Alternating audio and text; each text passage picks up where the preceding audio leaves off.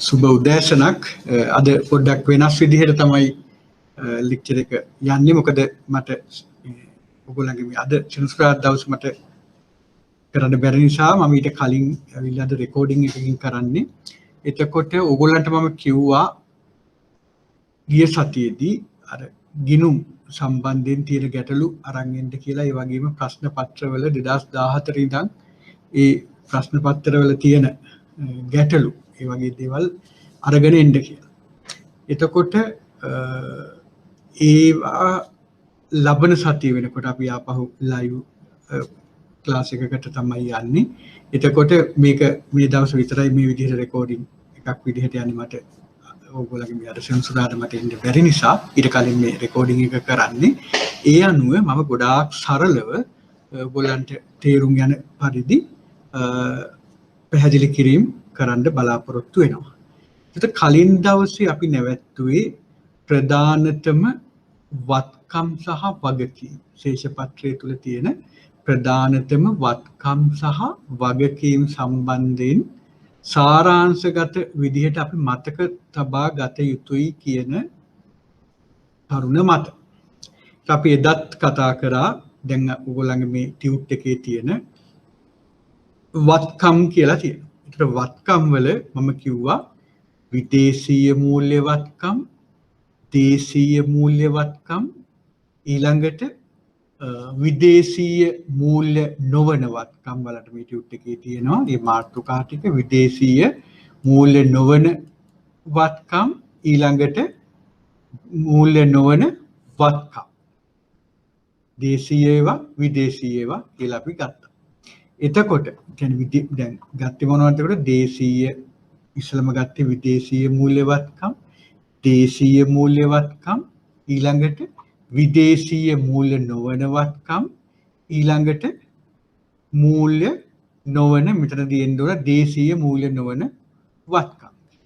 එහෙනම් වත්කම් කියන එක අපි මේ විදිහට මතක තියාගන්න ඕන. මම දැන් මේක බෝඩ් එකෙත් දානවා. බෝඩ් එකෙත් මම මේක සඳහන් කරනවා මේ විදිහට.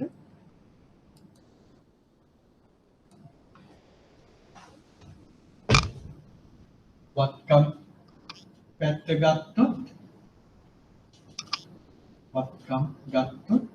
අපි ඉස්සෙල්ලාම ගත්තා විදේශීය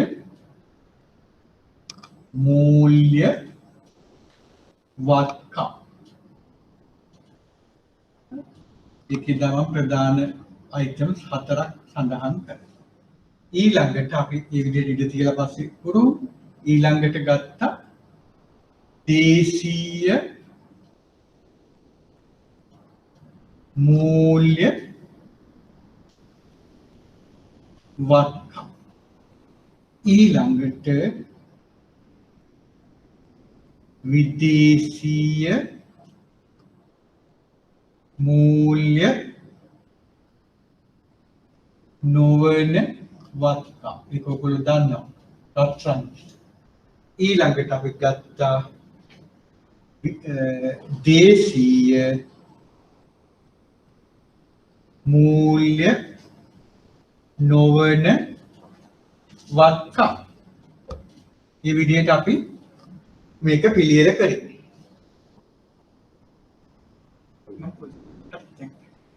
මේ විදිහට තමයි අපි මේක පිළියෙල කරන්නේ. ඒක අපි ඉස්සෙල්ලා ඒවා ටික අපි සාකච්ඡා කරලා ඉමු. බැරකම් ගැන කතා කරන්න කලින් අපිට මතක තබා ගත යුතු වත්කම්. එහෙනම් විදේශීය මූල්‍ය වත්කම්, දේශීය මූල්‍ය වත්කම්, විදේශීය මූල්‍ය නොවන වත්කම්, දේශීය මූල්‍ය නොවන වත්කම්. ඔය විදිහට තමයි අපි සඳහන් කරගත්තේ. එතකොට ඔයගොල්ලන්ගේ ටියුට් එක අතට ගත්තොත් ඔයාලට මේ ටික හොඳටම පේනවා. මේ විදිහට දාලා තියෙනවා. එතකොට අපි ගත්තහම විදේශීය මූල්‍ය වත්කම්. දැන් අපි මේ ටියුට් එක ගත්තොත් ඔන්න විදේශීය මූල්‍ය වත්කම්. ඒකේ තිබුණේ මොනවද? මුදල් සහ මුදල් සමානය. මුදල් සහ මුදල් සමානය. එතකොට මුදල් සහ මුදල් සමානයන් කියන එකදී අපි මොනවා කියලා දෙදා කතා කරේ? මහ බැංකුව විසින් මේ විදේශ සංචිත කළමනාකරණය යටතේ විදේශීය බැංකු එක්ක පවත්වාගෙන යන ගිණුම්වල තියෙන මුදල්. ඒ වගේම මාස 3කට අඩු සුරැකුම් පත්‍ර යනාදිය මේකේ තියෙනවා. එහෙනම් මුදල් සහ මුදල් සමානය කියන එක එකෙන් තමයි අදහස් කරන්නේ. ඒකට ඕගොල්ලන්ට අපි ගත්තොත් ඔකේ මොනවද මහ බැංකු වාර්තාව තුල සඳහන් කරලා තියෙන ආකාරයට නමුත් ඒක අපිට අවශ්‍ය වෙන්නේ නැහැ. මේකෙදි කියන්නේ විදේශීය බැංකු සහ මූල්‍ය ආයතනයන්හි ඇති මුදල්. මොකද්ද? විදේශීය බැංකු සහ මූල්‍ය ආයතන කියන්නේ විදේශීය බැංකු වල තියෙන මුදල් ශේෂ, නොස්ත්‍ර ශේෂ, නොස්ත්‍ර ගිණුම්. ඊළඟට ගත්තාම කෙටි කාලීන තැන්පතු, short term deposit කියන. ඊළඟට සහ පරිණත කාලය මාස 3කට අඩු කෙටි කාලීන ඉන්ස්ට්‍රුමන්ට් කියන්නේ ද්‍රවශීලතාවයකිය යුතු මූල්‍ය වත්කම්. මාස 3කට වඩා අඩු ඒ කියන්නේ ඉහළ ද්‍රවශීලතාවක් තියෙන මූල්‍ය වත්කම්. එන විදේශීය බැංකු සමග පවත්වාගෙන යන ගිණුම් ඊළඟට කෙටි කාලීන තැන්පතු සහ අපි ගත්තොත් මාස 3කට වඩා අඩු ඉහළ ද්‍රවශීලතාවක් තියෙන සුරැකුම්. අන්න ඒවා තමයි මේ මුදල් කියලා යටතේ තියෙන මුදල් සහ මුදල් සමානය. ඊළඟට මම කිව්වා ලාභ හෝ අලාභ තුලින් සාධාරණ මිලතලි සුරැකුම්පත් සහ අනෙකුත් විස්තීර්ණ ආදායන් තුලින් සාධාරණ මිලතලි සුරැකුම්පත් කියන එක මම ඕගොල්ලන්ට දාගන්න කිව්වා මොකක් කියලා. විදේශීය සුරැකුම්පත්.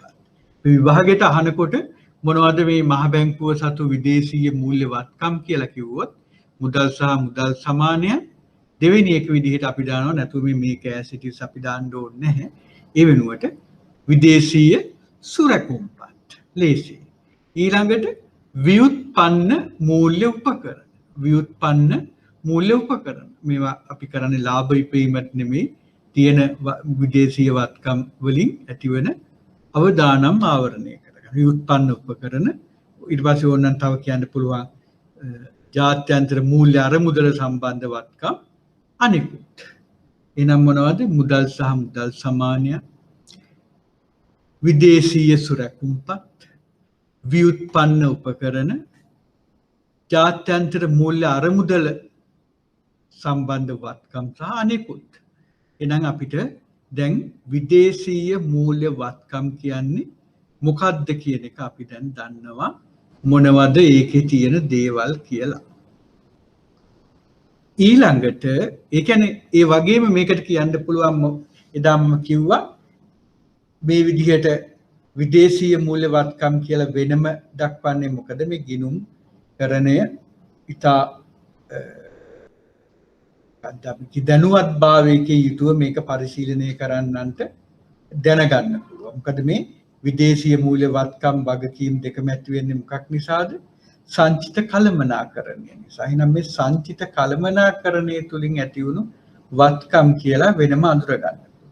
දැන් අපි ඊළඟට කතා කරන දේශීය මූල්‍ය වත්කම් ගත්තහම ඒ දේශීය මූල්‍ය වත්කම් ඇති වෙන්නේ මොකද්ද? ඒ වගේම දේශීය මූල්‍ය පෙරකනුත් එකයි දේශීය මූල්‍ය වත්කම් කිව්වහමත් ඇති වෙන්නේ මොකද්ද? මුදල් ප්‍රතිපත්තිය. මූල්‍ය ප්‍රතිපත්තිය මහ බැංකුව ක්‍රියාත්මක කිරීමට යාමින් තමයි මේක ඇති වෙන්නේ. එහෙනම් විදේශීය මූල්‍ය වත්කම්, දේශීය මූල්‍ය වත්කම් කියලා වර්ග දෙකක් මෙතන තියෙනවා. එහෙනම් දේශීය මූල්‍ය වත්කම් යත්තේ මොනවද?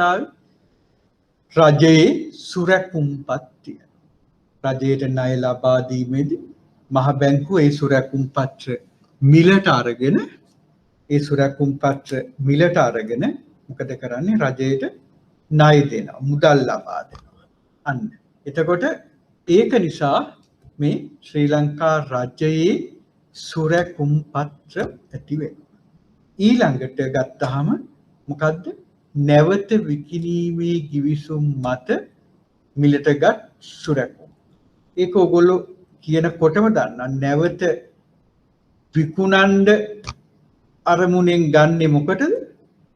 අපි කියනවා රිවර්ස් රිපෝ කියලා. ඒ කියන්නේ වෙළඳපොලේ ද්‍රවශීලතා හිඟයක් තියෙනකොට මහ බැංකුවෙන් යාලා සුරැකුම් පත්‍ර දීලා ණය ගන්න. අන්න ඒ මත දීපු ණය තමයි ඒ වත්කමක් මහ බැංකුවේ කවදා හරි එන්න ඕන වෙළඳපොලින් ඒ කට්ටිය මුදල් ගෙවන්න ඕන. ඒක නිසා ඔන්න නැවත විකිණීමේ ගිවිසුම් මත මිලටගත් සුරැකුම්පත් කියලා තියෙනවා. ඔයාලට එතන දාන්න පුළුවන් මොකක්ද? ප්‍රති විකුණුම් ගිවිසුම් මත වන සුරැකුම්පත්. එහෙනම් රජයේ සුරැකුම්පත් තියෙනවා. ප්‍රති විකුණුම් ගිවිසුම් මත වන සුරැකුම්පත් තියෙනවා. ඊළඟට දැන් ඒක ගත්තොත් එහෙම නිකන් ඒක සංඛ්‍යාව දිහා බැලුවොත් එදා එක්කෙනෙක් ප්‍රශ්නකුත් ඇහුවා. එතකොට අපි මම මුල් සංඛ්‍යා කිව්වොත් 229 සිට 50 දක්වා අඩු වෙලා. ඒ කියන්නේ මොකක්ද? වෙළඳපළට ඕනවට වඩා ණය අවශ්‍ය වෙලා නැහැ. ඒ කියන්නේ 2019 අවුරුද්දේදී වෙළඳපොළ තුල අතිරික්ත ද්‍රවශීලතාවක් තිබිලා. මහ බැංකුවෙන් ගොඩාක් ගන්න අවශ්‍ය වෙලා නැහැ. ඒකයි 229 සිට 50 දක්වා අඩු වෙලා තියෙන්නේ. හරි. හරි. ඊළඟට රජයට දෙන ලද තාවකාලික අත්තිකාරම් කියලා අපි කියනවා. එහෙනම් රජයට දීපු තවත් ණය තියෙනවා තාවකාලික අත්තිකාරකම්. එතකොට ඒවා ගත්තාමත් 198 සිට 236 දක්වා වැඩි වෙලා තියෙනවා. එතකොට එහෙම ගත්තාම ඒ කියන්නේ රජයේ ඇස්තමේන්තුගත ආදායමෙන් 10%ක ණය ගන්න පුළුවන් මහ බැංකුවෙන් කිසිදු පොලියක් අය කරන්නේ මාස 6කින් ගෙවන්න ඕන. ඔයාලා ඒ ලක්ෂණ දන්නවා. එහෙනම් අන්න ඒකත් රජයට දෙන ලද අත්තිකාර. එහෙනම් රජයේ සුරැකුම්පත් ප්‍රතිවිකුණුම් මත වන සුරැකුම්පත් ඊළඟට රජයට දෙන ලද తాවකාලික අත්තිකාර. ඊළඟට අනිකුත් කියලා ගන්න පුළුවන්. ඔය තියෙනවා මූල්‍ය සහ අනිකුත් ආචාර්ය හිමිකරු ප්‍රාග්ධනය කියලා මහ බැංකුවේ මේ ඔය අපි හිතමු CBS එක CBS කියන්නේ IBSL එක. IBSL එක ගත්තාම ඒකටත් ප්‍රාග්ධනය ඉරලා තියෙනවා. ඒ වගේ මේ යම් සීමිත ප්‍රමාණයක් තියෙනවා. ඒ වගේ මහ බැංකුවේ තියෙනවා කොටස්. ඒකට ඒවා වෙන වෙනම ගන්න අවශ්‍ය නැහැ. අපි අනිකුත් කියලා අපිට ගන්න පුළුවන්. එහෙනම් රජයේ සුරැකුම්පත් ප්‍රතිවිකුණුම් ගිවිසුම් මත වූ සුරැකුම්පත් රජයට දෙන ලද తాවකාලික අත්තිකාරම් සහ අනික් කියලා ගන්න පුළුවන් විදේශීය මූල්‍ය වත්කම්. එහෙනම් ඒව ඇවිල්ලා තියෙන්නේ මොකද්ද? රජයට ණය සැපයීම නැමැති ෆිස්කල් ප්‍රතිපත්තියත් මුදල් ප්‍රතිපත්තිය ක්‍රියාත්මක කිරීම යාමෙන් තමයි මේව ඇති වෙලා තියෙන්නේ.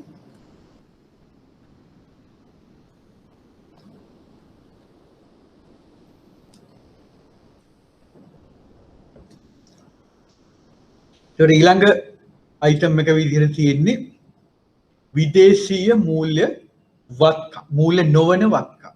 අපි කිව්වා එකම අයිටම් එකයි රත්රන්. එහෙනම් රත්රන් ගත්තාම දැන් ඔන්න මේ කාලෙදි රත්රන් වල මාක් ටු මාකර් බැලුව විශාල ට්‍රෝයි අවුන්ස් එකක් සෑහෙන ගානකින් වැඩි වෙලා තියෙනවා. රත්රන් වල මිල අඩු වෙනවා. ලෝකේ වෙළඳපොලේ පොලි අනුපාතික අඩු වෙනකොට විකල්ප ආයෝජනයක් විදිහට ආයෝජකයෝ තෝරගන්නේ රත්රන්. ඒක විකල්පයක්. ඒක නිසා අනිකුත් මාධ්‍යයන්හි තියෙන පොලි අනුපාතික අඩු වෙනකොට රත්රන් වලට තියෙන ඉල්ලුම ඉහළ යනවා. ඒක නිසා රත්රන් වල මිල ඉහළ යනවා. ඒකට මේ විදේශීය මූල්‍ය වත්කම් ගත්තත් විදේශීය මූල්‍ය නොවන වත්කම් ගත්තත් මේ වල උපලබ්ධි නොවුණු ඒ කියන්නේ මේ මිල වෙනස්කම් මත වෙන ලාභ තියෙනවා. ඒ කියන්නේ ගිය අවුරුද්දට වඩා මේ අවුරුද්දේ වැඩි වෙනවා. මේ 149 ඉඳන් රත්රන් වල 173ට ඒ අයිටම් එක වැඩි වෙලා තියෙන්නේ රත්රන් මිලට ගැනීම නිසා නෙවෙයි. එහෙනම් ඒ වල වෙළඳපොළට ලකුණු කිරීම වැඩි වෙන නිසා. එතකොට අපි කතා කරේ මේ විදේශීය මූල්‍ය වත්කම් සහ මේ රත්රන් අපි ලකුණු කරලා වෙළඳපොළට ලකුණු කිරීම මත ගොඩක් කියන්නේ රත්රන් නම් මේ කාලෙදි මිලට අරගෙන නෙමෙයි මේ වැඩි වෙලා තියෙන්නේ වෙළඳපොළට ලකුණු කිරීම. එතකොට මේ විදේශීය මූල්‍ය වත්කම් උනත් සටහන් කර දෙක. මොකද සාමාන්‍යයෙන් විදේශීය මූල්‍ය ගනුදෙනු සටහන් කරන්නේ එදා පැවති මිල ගණන්මට. නමුත් මේ වත්කම් වගකීම් විදේශීය මූල්‍ය වත්කම් විදේශ මූල්‍ය වගකීම් සටහන් කරන්නේ ඒ වර්ෂ අවසානයේ තියෙන සාධාරණ වෙළඳපළ මිලට තමයි සටහන් කරන්නේ. ඒකට ඒ මත ලාභ පාඩු ඇති වෙන්න පුළුවන්. හරි. එහෙනම් අපි දැන් දන්නවා විදේශීය මූල්‍ය වත්කම්, දේශීය මූල්‍ය වත්කම්, ඊළඟට විදේශීය මූල්‍ය නොවන වත්කම්, මේ කියන්නේ රත්න. එතකොට මූල්‍ය නොවන වත්කම් කියන එක ඊළඟට තියෙනවා. ඒක තොග, ඒ කියන්නේ මහ බැංකුවේ තියෙන කාසි හැම එකක්ම තියෙනවා. දීපල. ඒකට ඒවා ගැන අපි ගොඩාක් worry වෙන්න අවශ්‍ය නැහැ. අර මූල්‍ය වත්කම් සම්බන්ධයෙන් දේශීය මූල්‍ය වත්කම්, විදේශීය මූල්‍ය වත්කම්, විදේශීය මූල්‍ය නොවන වත්කම් ඒ සම්බන්ධයෙන් තමයි ගොඩාක් මේ සැලකිලිමත් වෙන්න ඕන ප්‍රශ්න පත්‍රයේ තුල. ඊළඟට ගත්තාම අපිට තියෙනවා මොනවද? බැරකම්. බැරකම් ගත්තාම විතරක් තියෙනවා බැරකම් සහ හිමිකරු ප්‍රාග්ධනය කියලා. විදේශීය මූල්‍ය බැරකම්. විදේශීය මූල්‍ය බැරකම්. ඒ කියන්නේ බැංකු සහ මූල්‍ය ආයතන වලට ණයයි. ඒකයි තියෙන්නේ මෙතන 19 සිට 900 අඩු වෙලා තියෙනවා. 19 සිට 1 දක්වා කියලා කියන්න පුළුවන්. කියන්නේ බිලියන 19301 සිට බිලියන 958 දක්වා අඩු වෙලා තියෙනවා. මූල්‍ය සහ මූල්‍ය ආයතන. ඊට ව්‍යුත්පන්න උපකරණ තියෙනවා. ඊළඟට ඒෂියන් ක්ලියරින් යූනියන් නැත්නම් ආසියා ACU කියලා කියනවා. ආසියානු නිෂ්කාශන සංගමයේ ජාත්‍යන්තර මූල්‍ය සංගමයේ ඒවට තියෙන බැරකම්. අන්න ඒවා ටික. එහෙනම් මොනවද? විදේශීය මූල්‍ය බැරකම් කියන්නේ බැංකු සහ මූල්‍ය ආයතන, ව්‍යුත්පන්න උපකරණ, ඊළඟට ACU ඒෂියන් ක්ලියරින් යූනියන්, ඊළඟට ආසියානු නිෂ්කාශන සංගමයේ IMF ජාත්‍යන්තර මූල්‍ය අරමුදල අනිකුත් කියලා ගන්න පුළුවන්. එහෙනම් ඒවා තමයි විදේශීය මූල්‍ය බැරකම්. ඊළඟට දේශීය මූල්‍ය බැරකම් විදියට තියෙනවා බැංකු සහ මූල්‍ය ආයතන විසින් තැන්පතු. එතකොට මේ මොකද්ද මේ බැංකු සහ මූල්‍ය ආයතන වලින් තැන්පතු කියලා කියන්නේ? නේද? මහ බැංකුවේ ගිණුම් පවත්වාගෙන යනවා මූල්‍ය ආයතන සහ බැංකු අනිකුත් බැංකු. එතකොට ගත්තාම බැංකු සහ මූල්‍ය ආයතන කියලා තියෙනවා. දැන් ඔයගොල්ලෝ දන්නවා SRR තැන්පතු තියෙනවා. ව්‍යවස්ථාපිත සංචිත අනුපාතික අවශ්‍යතාවයේ මත මහ බැංකුවේ කරන්න ඕන තැන්පතු. ඒවා සටහන් වෙන්නේ මේ බැංකු සහ මූල්‍ය ආයතන විසින් කරන තැන්පතු එක. යටතේ තමයි මේ තියෙන්නේ. ඊළඟට ගත්තාම රජය සහ රජයේ ආයතන විසින් කරන තැන්පතු තියෙනවා. ඊළඟට අන්න රිපෝ ප්‍රතිමිලදී ගැනීමේ එකගතාවයේ මත අලෙවි කළ සුරැකීම. අන්න ඒක බැලුවොත් එහෙම 28 සිට 43 දක්වා වැඩි වෙලා තියෙනවා. එහෙනම් අතන අපි දැක්කා ප්‍රති විකුණුම් අඩු වෙලා මෙතන ප්‍රති මිලදී ගැනුම් වැඩි වෙලා. එහෙනම් මොකද්ද තිබලා තියෙන වෙළඳපොලේ? අධිද්‍රවශීලතාවය. ඒක අවශෝෂණය කරගන්න තමයි වැඩි අරන් තියෙන්නේ. එහෙනම් ප්‍රතිමිලදී ගැනීමේ ගිවිසුම් මත වූ සුරැකීමපත්. ඊළඟට සංසරණයේ පවත්නා මුදල්. අපි දන්නවා රිසර්ව් මනි නැත්නම් සංචිත මුදල් කියන්නේ මහ බැංකුවේ වගකීමක්. අපි මුදල් ගැන කතා කරනකොට මුදල් මේ කරන්සි ඩිපාර්ට්මන්ට් එක ගැන කතා කරනකොට අපි කතා කරා. සංසරණයේ පවතින මුදල් කියන්නේ මහ බැංකුවේ වගකීමක්. එහෙනම් වත්කම් කියන එක අපි ගත්තා NDA NFA කියලා. එහා පැත්තට ගත්තා රිසර්ව් මනි කියලා. මේ විදිහට අපි ගත්තාම මෙන්න ප්‍රතිමිලදී ගැනුම් සංසරණයේ පවතින මුදල්. එහෙනම් අපි දැන් දන්නවා හතරක්. බැංකු සහ මූල්‍ය ආයතනවල තැන්පතු, රජයේ සහ රජයේ ආයතනවල තැන්පතු, ඊළඟට ප්‍රතිමිලදී ගැනුම් ගිවිසුම් මත වූ සුරැකුම්පත්, සංසරණයේ පවත්නා මුදල් අනෙකුත්. එහෙම ගන්න. එහෙනම් මේ දේශීය මූල්‍ය බැරකම් ඇති වෙන්නේ මොකක් මතද? මූල්‍ය ප්‍රතිපත්තිය ක්‍රියාත්මක කිරීම හා අර ෆිස්කල් කියන්නේ රජයේ නියෝජිත විදිහට කටයුතු කරනවා රජයට ණය දෙන්න. ඒවා නිසා ඒ නියෝජිත කාර්යයන් කරනකොට ගිණුම් පවත්වාගෙන යනවා. එහෙනම් දේශීය මූල්‍ය බැරකම් විදේශීය මූල්‍ය බැරකම් ඇති වෙන්නේ ගොඩක් ගත්තාම සංචිත කළමනාකරණය නිසා. හරි. එහෙනම් අනිකුත් බැරකම් තියෙනවා. ඒවා අපි ගැන ගොඩාක් සැලකිලිමත් වෙන්නේ නැහැ. ඊළඟට හිමිකරු ප්‍රාග්ධනය තියෙනවා බිලියන 50 විදිහට. ඊළඟට සංචිත තියෙනවා. එහෙනම් එහෙම ගත්තාම දැන් අපි ඔන්න ශේෂ පත්‍රය සම්බන්ධයෙන් අපිට අවබෝධයක් තියෙනවා. එතකොට අපි ගත්තාම අපි ආදායම් ප්‍රකාශනය පිළිබඳවත් බලමු. එහෙනම් මහ බැංකුවේ ආදායම් ප්‍රකාශනය අපි ගන්න. මේකෙදි ඒ එක අයිටම් වල විශේෂිත අයිටම් මතක තියාගන්න ඕන. ඒ වගේම අපිට විභාගෙට අහනවා ගිය අවුරුද්දට වඩා මේ අවුරුද්දේ එක්ක ලාභ වැඩි වුණා, එක්ක මේ වැඩිපුරම ලාභදායීත්වයට මොනවා කවුද මේ දායකත්වයක් සැපුවේ, ඒ කියන්නේ කන්ට්‍රිබියුට් කරේ. ඔන්න ඕවා ටික අහන්න. ඒක නිසා අපි මේක ගැන සැලකිලිමත් වෙන්න ඕන මේ ආදායම් ප්‍රකාශනය ගැන. දැන් අපි ශේෂපත්‍රය ගැන කරුවාට පස්සේ ඔක ගොඩක් ඔය සංඛ්‍යා ඒ වගේ අයිටම්ස් ටික කියන් ගියාට මේක ඔයාලා පොඩි සමරි එකක් ගහගත්තාම මේක ලොකු අමාරුවක් තියෙනවද? නැහැ. ලොකු අමාරුවක් එන්නේ නැහැ. එතකොට අපිට අර මතක තියාගන්න පුළුවන් වචන වලින් මතක තියාගත්තාම ඒකේ අමාරුවක් එන්නේ නැහැ. ඒක නිසා ඔයගොල්ලෝ සැලකිලිමත් වෙන්න ඕන මේ දෙක සම්බන්ධයෙන් විශේෂපත්‍රය සම්බන්ධයෙන් ආදායම් ප්‍රකාශනය සම්බන්ධයෙන් වැඩි අවධානයක් යොමු කරලා මේවා මතක තියාගන්න. හරි. එහෙනම් ඔන්න අපේ ආදායම් ප්‍රකාශනය තුල තියෙනවා මෙහෙයුම් ආදායම. මෙහෙයුම් ආදාය.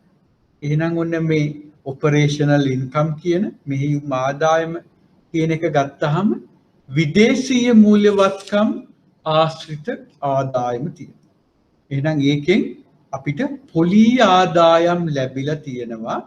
අර බැංකුවල තැන්පත් කරලා ඊළඟට සුරැකුම් පත්‍රවල ආයෝජනය කරලා ඉවරලා ඒ සුරැකුම් පත්‍රවල ආයෝජනයේ තුලින් පැන නගින කූපන් අනුපාතික තියෙනවා. ඒ මත වෙන ආදායම්. මේ වගේ පොලි ආදායම් ගත්තාම තියෙනවා ඊළඟට තියෙනවා උපලබ්ධි නොවු ප්‍රත්‍යාගණනයන්ගෙන් වූ වාසි. හරි පාඩුව හරි. එතන මේ උපලබ්ධි නොවු ප්‍රත්‍යාගණනයන්ගෙන් කියන්නේ මොකද්ද? අපේ විදේශීය මුදල් වලින් තියෙනවා යම් යම් වත්කම්. ඒවා විනිමය අනුපාතිකය අපිට වඩාත් වාසිදායක විදිහට වෙනස් වීම නිසා වර්ෂ අවසානයේදී ඒක උපලබ්ධ කරපුවාම වාසියක් අත් වෙලා තියෙනවා නම් ඒකට අපි කියනවා ප්‍රත්‍යාගණන වාසිය කියලා. ඊළඟට පොලි අනුපාතික අඩුවීමේ ප්‍රවණතාවයක් තිබුණා නම් අපි අතේ පවතින සුරැකුම් පත්‍රවල වෙළඳපළ අගය ඉහළ යනවා. අන්න එතකොට එනවා ලාභයක්. මොකද අපි මේ අදාළ ගිණුමේ තුල අපි මේ පෙර පැත්තෙන් හර පැත්තට ගෙනල්ලා ඒ වැඩි අගයක් සටහන් කරනකොට අනිත් පැත්තෙන් ගිය අවුරුද්දේ අගයට වඩා මේ අවුරුද්දේ අගය වැඩි වෙලා නම් ඒක අපි ලාභයක් විදිහට ගන්නවා. නමුත් මේවා අපි කාටවත් විකුණලා නැහැ. මේ වෙළඳපළට ලකුණු කිරීම නැවත ආගණනය කිරීම නිසා තමයි මේක වෙලා තියෙන්නේ. අපි හිතමු දැන් මේ විදිහට වාට උදාහරණයක් ගත්තොත් එහෙම අපි හිතමු අපි පොලි අනුපාතික අඩු නිසා වෙළඳපළේ පොලි අනුපාතික දැන් ගත්තොත් එහෙම ඉතිරි කිරීම පොලි අනුපාතික 4%. නමුත් උද්දමනය 6.6 දශම ගාණක් වෙනවා. එහෙනම් පොලි අනුපාතික 4යි උද්දමනය 6.6යි කියන්නේ අපි ඇත්තටම බැංකුවකට දැම්මොත් අපිට හම්බෙන්නේ සත්‍ය වශයෙන් ඍණ පොලියක්. එයි මේ නාමික කියන්නේ අපි ගත්තොත් එහෙම නාමික පොලිය සමානයි නියම පොලිය නැත්නම් මූර්ත පොලිය ධන උද්දමනය කියන. එහෙනම් නාමික පොලිය 4 නම් අනිත් පැත්තේ උද්දමනය 6 නම් ඒක 4 වෙන්න ඍණ දෙකක් එන්න ඕන නියම පොලිය අනුපාතය. එහෙනම් අපි මේ දවස්වල බැංකුවක මුදල් තැන්පත් කරනවා කියන්නේ අපිට අපෙන් ගාස්තුවක් ගෙවනවා වගේ බැංකුවට. මොකද හේතුව උද්දමනයට වඩා පොලි අනුපාතික අඩු. නියම පොලි අනුපාතිකය අඩු. හරිනම් වෙන්න ඕන. නියම පොලි අනුපාතිකය වැඩි වෙන්න ඕන උද්දමනයට වඩා. එතකොට තමයි මිනිස්සු ඉතිරි කිරීම වලට පෙළඹෙන්නේ. මම මේ නිකන් පැහැදිලි කිරීමක්. ඒකට ඒක නිසා අපි හිතනවා අපිට හම්බුණා අපේ විශ්‍රාම යනකොට විශ්‍රාම අරමුදල හරි EPF එක හම්බුණා. දැන් ඒක මොකද කරන්නේ අපි දැන් බැංකුවකට දැම්මොත් අපි දන්නවා එහෙනම් ඍණ පොලියක් ලැබෙන්නේ. අපි කැමති නෑ නේ ඒකට. අපි හිතමු තාර්කික තැම්පත්කරුවෝ අපි කියලා ගන්දෙනුකරුවෝ කියලා. එහෙනම් අපි කැමති නෑ. එහෙනම් මොකද කරන්නේ අපි ඉඩමක් ගන්නවා. ඉඩම් කෑල්ලක් ගන්නවා. අර ගත්තාම අපි ගන්නවා රුපියල් මිලියන 10කට ඔන්න ඉඩමක් ගත්තා. ඊට පස්සේ වර්ෂ මුලදී තමයි ඒක මිලියන 10යි. අපි හිතමු වර්ෂ අග වෙනකොට විකුණන්න try කරොත් එහෙම එතකොට දැන් ඉල්ලනවා මිලියන 20කට ඉල්ලනවා. අන්න. ඒක මොකද හේතුව මුදල් තැන්පත් කරන්න මිනිස්සු අකමැති. ඒක නිසා රියල් ඇසෙට්ස් වලට එහෙම ඉඩම් මේ වගේ දේවල් වල තියෙන ඉල්ලුව වැඩි වෙනවා.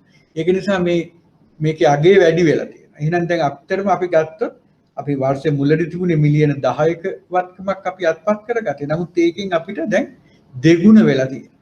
නමුත් අපි මේක විකුණුවේ නෑ තාම. එහෙනම් විකුණුවේ නැතුවට මේක වටිනාකම වැඩි. ඒ වගේ දෙගුණයක් මිලියන 20ක්. නමුත් අපි ඒක උපයලා නැහැ. ඒක නිසා අපිට කියන්න බෑ අපි මේ ලාභ ලැබුවා කියලා. ඒක ඇත්තටම වික්කොත් ඔන්න උපලබ්ධ වෙනවා. නේද? වික්කේ නැත්නම් අගේ වැඩි. නමුත් අපි විකුණලා.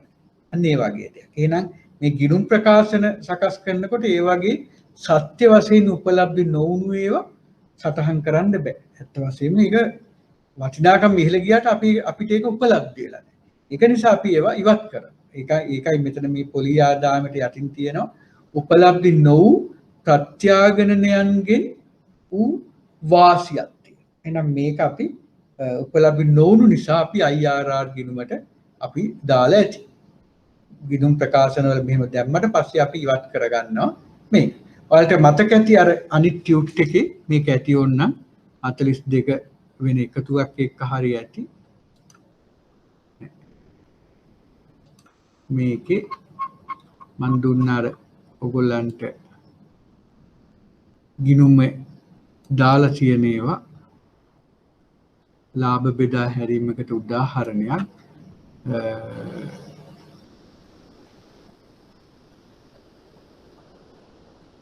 මේ තියෙන විදේශ විනිමය ප්‍රත්‍යාගණන අලාභය මේ ජාත්‍යන්තර ප්‍රත්‍යාගන සංචිත ගිණුමට මාරු කිරීම.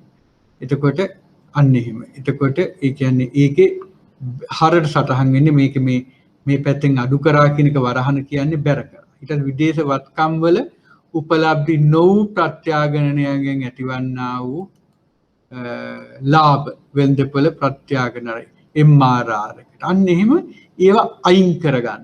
හරි. එහෙනම් මේ අන්තිමට බෙදෙන ලාභය තුල මේවා නැහැ.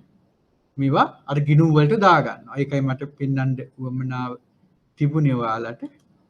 එතකොට එහෙනම් මෙන්න මේක අයින් කරගෙන තියෙනවා. MRR එකට ගිහින් තියෙනවා. IRR එකට ගිහින් තියෙනවා. ජාත්‍යන්තර වෙළඳපොළ international revaluation reserve ඊළඟට market revaluation reserve ඒවට ගිහින් තියෙනවා. ඊළඟට ගත්තාම මුල වෙනස් කළ වලින් උපලබ්ධි වාසිය. එහෙනම් උපලබ්ධි වුණා නම් ඒක වෙනස් කරන්න දෙයක් නැහැ. ඒක අපි ගන්න. ඒක ඇත්තටම උපයලා. හරි. එහෙනම් විදේශීය මූල්‍ය වත්කම් වලින් මුළු ආදායම තියෙනවා මෙතන. ඊළඟට දේශීය මූල්‍ය බැරකම් ආශ්‍රිත වියදම් තියෙනවා. ඔන්න පොලි වියදම්. පොලි කියන්නේ අපි ණය අරගෙන තියෙනවා, බැඳුම් කර අරන් තියෙනවා නේද? ඒ වගේ දේවල් වලට අපි පොලි ගෙවලා තියෙනවා. ඊළඟට මුදේශීය මූල්‍ය වත්කම් මත අපේක්ෂිත ණය ආලාභ. මේකත් වෙන් කිරීමක් කරලා තියෙනවා. අපේක්ෂිත ණය ආලාභ. ඊළඟට විදේශීය මූල්‍ය බැරකම් ආශ්‍රිත මුළු වියදම තියෙනවා. එහෙනම් වත්කම් ආශ්‍රයෙන් ආපු ආදායම තියෙනවා, බැරකම් ආශ්‍රයෙන් ගිය වියදම තියෙනවා. එහෙනම් විදේශීය මූල්‍ය බැරකම් ආශ්‍රිත මුළු වියදම තියෙනවා මෙතන. ඒ ගැන විරුද්ධ විදේශ විනිමය ප්‍රත්‍යාගණන වාසිය හෝ පාඩුව අන්න මෙතන අපි අලාභයක් ඇවිල්ලා තියෙනවා 14 ඒක අතන අපි ආයි කල්පනවා. එහෙනම් ඔක්කොම විදේශීය මූල්‍ය ආයෝජන මේ ආදායම ඇවිල්ලා තියෙනවා බිලියන 53825. ගිය සැරේ 144,689ක බිලියන 1,44,689ක් තියෙනවා. මේ සැරේ අඩු වෙලා තියෙනවා ඒකෙන් බිලියන 53කට. 53825කට. එහෙනම් අපෙන් ඇහුවොත් විදේශීය මූල්‍ය ආයෝජන ආදාය හරි සැලකිය යුතු ලෙස අඩුවීමක් 2019 වර්ෂය තුල දැකිය හැකිය. එයට හේතු කරුණු මොනවාද කියලා ඇහුවොත් ඔන්න අපි දන්නවා මොකද්ද මෙතන තියෙනවා සුද්ධ විදේශ විනිමය ප්‍රත්‍යාගණන වාසිය හෝ පාඩුව ගත්තොත් මේ දෙකේ එකතු. ඒකට 146යි 14යි කිව්වොත් එහෙම එතකොට 146යි ගත්තාම 56යි 160 61ක් වගේ වෙනවා. එහෙනම් රුපියල් බිලියන 1,61,000කින් පමණ සුද්ධ විදේශ විනිමය පාඩුවක් සිදු වී ඇත. මොකද මේකත් අඩු වෙලා ඊටත් වඩා ආවේ. ඒ කියන්නේ මේක ගත්තාම බිලියන 1,61,000ක විතර විදේශ විනිමය ප්‍රත්‍යාගණන අලාභයක් වෙලා තියෙනවා. අන්න ඒක හේතුවක් ඒක. හොඳට මතක තියාගන්න. හරි. ඊළඟට ගත්තාම අපිට මෙතනදි තියෙන්නේ මොකද්ද? පොලි ආදායම් වැඩි වෙලා. උපලබ්ධ වූ ප්‍රත්‍යාගණනයන්ගෙන් වූ වාසිත් වැඩි වෙලා. එහෙනම් අනිත් ඒවා ගත්තාම අනිත් ඒවාට සාපේක්ෂව දැන් මෙතන ගත්තොත් උපලබ්ධ වූ ප්‍රත්‍යාගණනයන්ගෙන් වූ මේ වාසියත් වැඩි වෙලා තියෙනවා 42යි ගත්තාම 50යි. කියන්නේ බිලියන 60000කින් විතර වැඩි වෙලා තියෙනවා. නමුත් එහෙනම් මෙතන අඩු වෙන්න එකම හේතුව තියෙන්නේ මොකද්ද? සුද්ධ විදේශ විනිමය ප්‍රත්‍යාගණනයන්ගෙන් වූ අලාභය 2018 අවුරුද්දේ වූ රුපියල් බිලියන 1,46,000 සිට රුපියල් බිලියන 14,557ක් දක්වා අලාභයක් වීම දක්වා මුළු ගත්තාම බිලියන 1,61,000කින් පමණ වැඩි වී ඇත. ඒ අලාභය. අන්න ඒක නිසා තමයි අපිට විදේශීය මූල්‍ය ආයෝජන ආදායම ගිය අවුරුද්දේ වූ 144 සිට 53 දක්වා අඩු වෙලා තියෙනවා. එහෙනම් ඒක ඔයාලා මතක තියාගන්න ඕනේ. එතනින් මාක් එකක් දාගන්න මේ දෙක ගාවින්. ඇහුවොත් අපිට කියන්න හැකියාව තියෙන්න ඕන. මොකද මේ ආදායම් ප්‍රකාශය. ඊළඟට ඔන්න ඒකේ ගත්තාම සුද්ධ දේශීය මූල්‍යවත්කම් ආශ්‍රිත ආදායම් ඒකේ තියෙනවා. ඔන්න පොලි ආදායම. පොලි ආදායම තියෙනවා වැඩි වෙලා තියෙනවා මේ 8,956 සිට 17,886 දක්වා. මිල වෙනස්කම් මත උපලබ්ධි ලාභය ගිය අවුරුද්දේ ලාභය මේ අවුරුද්දේ පාඩුවක් වෙලා තියෙනවා. ඊළඟට තියෙනවා පොලි වියදම් තියෙනවා. පොලි වියදම්. ඊළඟට තියෙනවා දේශීය මූල්‍යවත්කම් අපේක්ෂිත අලාභ. එහෙනම් අපි ගත්තොත් අපේ දේශීය මූල්‍යවත්කම් ආශ්‍රිතව ගත්තොත් අපේ සැලකිය යුතු ලෙස කියන්නේ දෙගුණයකින් පමණ ඒ ආදායම මේ දේශීය මූල්‍යවත්කම් සුද්ධ ආදායම වැඩි වී ඇත. ඒකට හේතු කිව්වත් මොනවද කියන්න ඕන? පොලි ආදායම වැඩි වීම. මේ සංඛ්‍යා අවශ්‍ය නැහැ. මම ඉස්සර සංඛ්‍යා කිව්වට සංඛ්‍යා අවශ්‍ය නැහැ.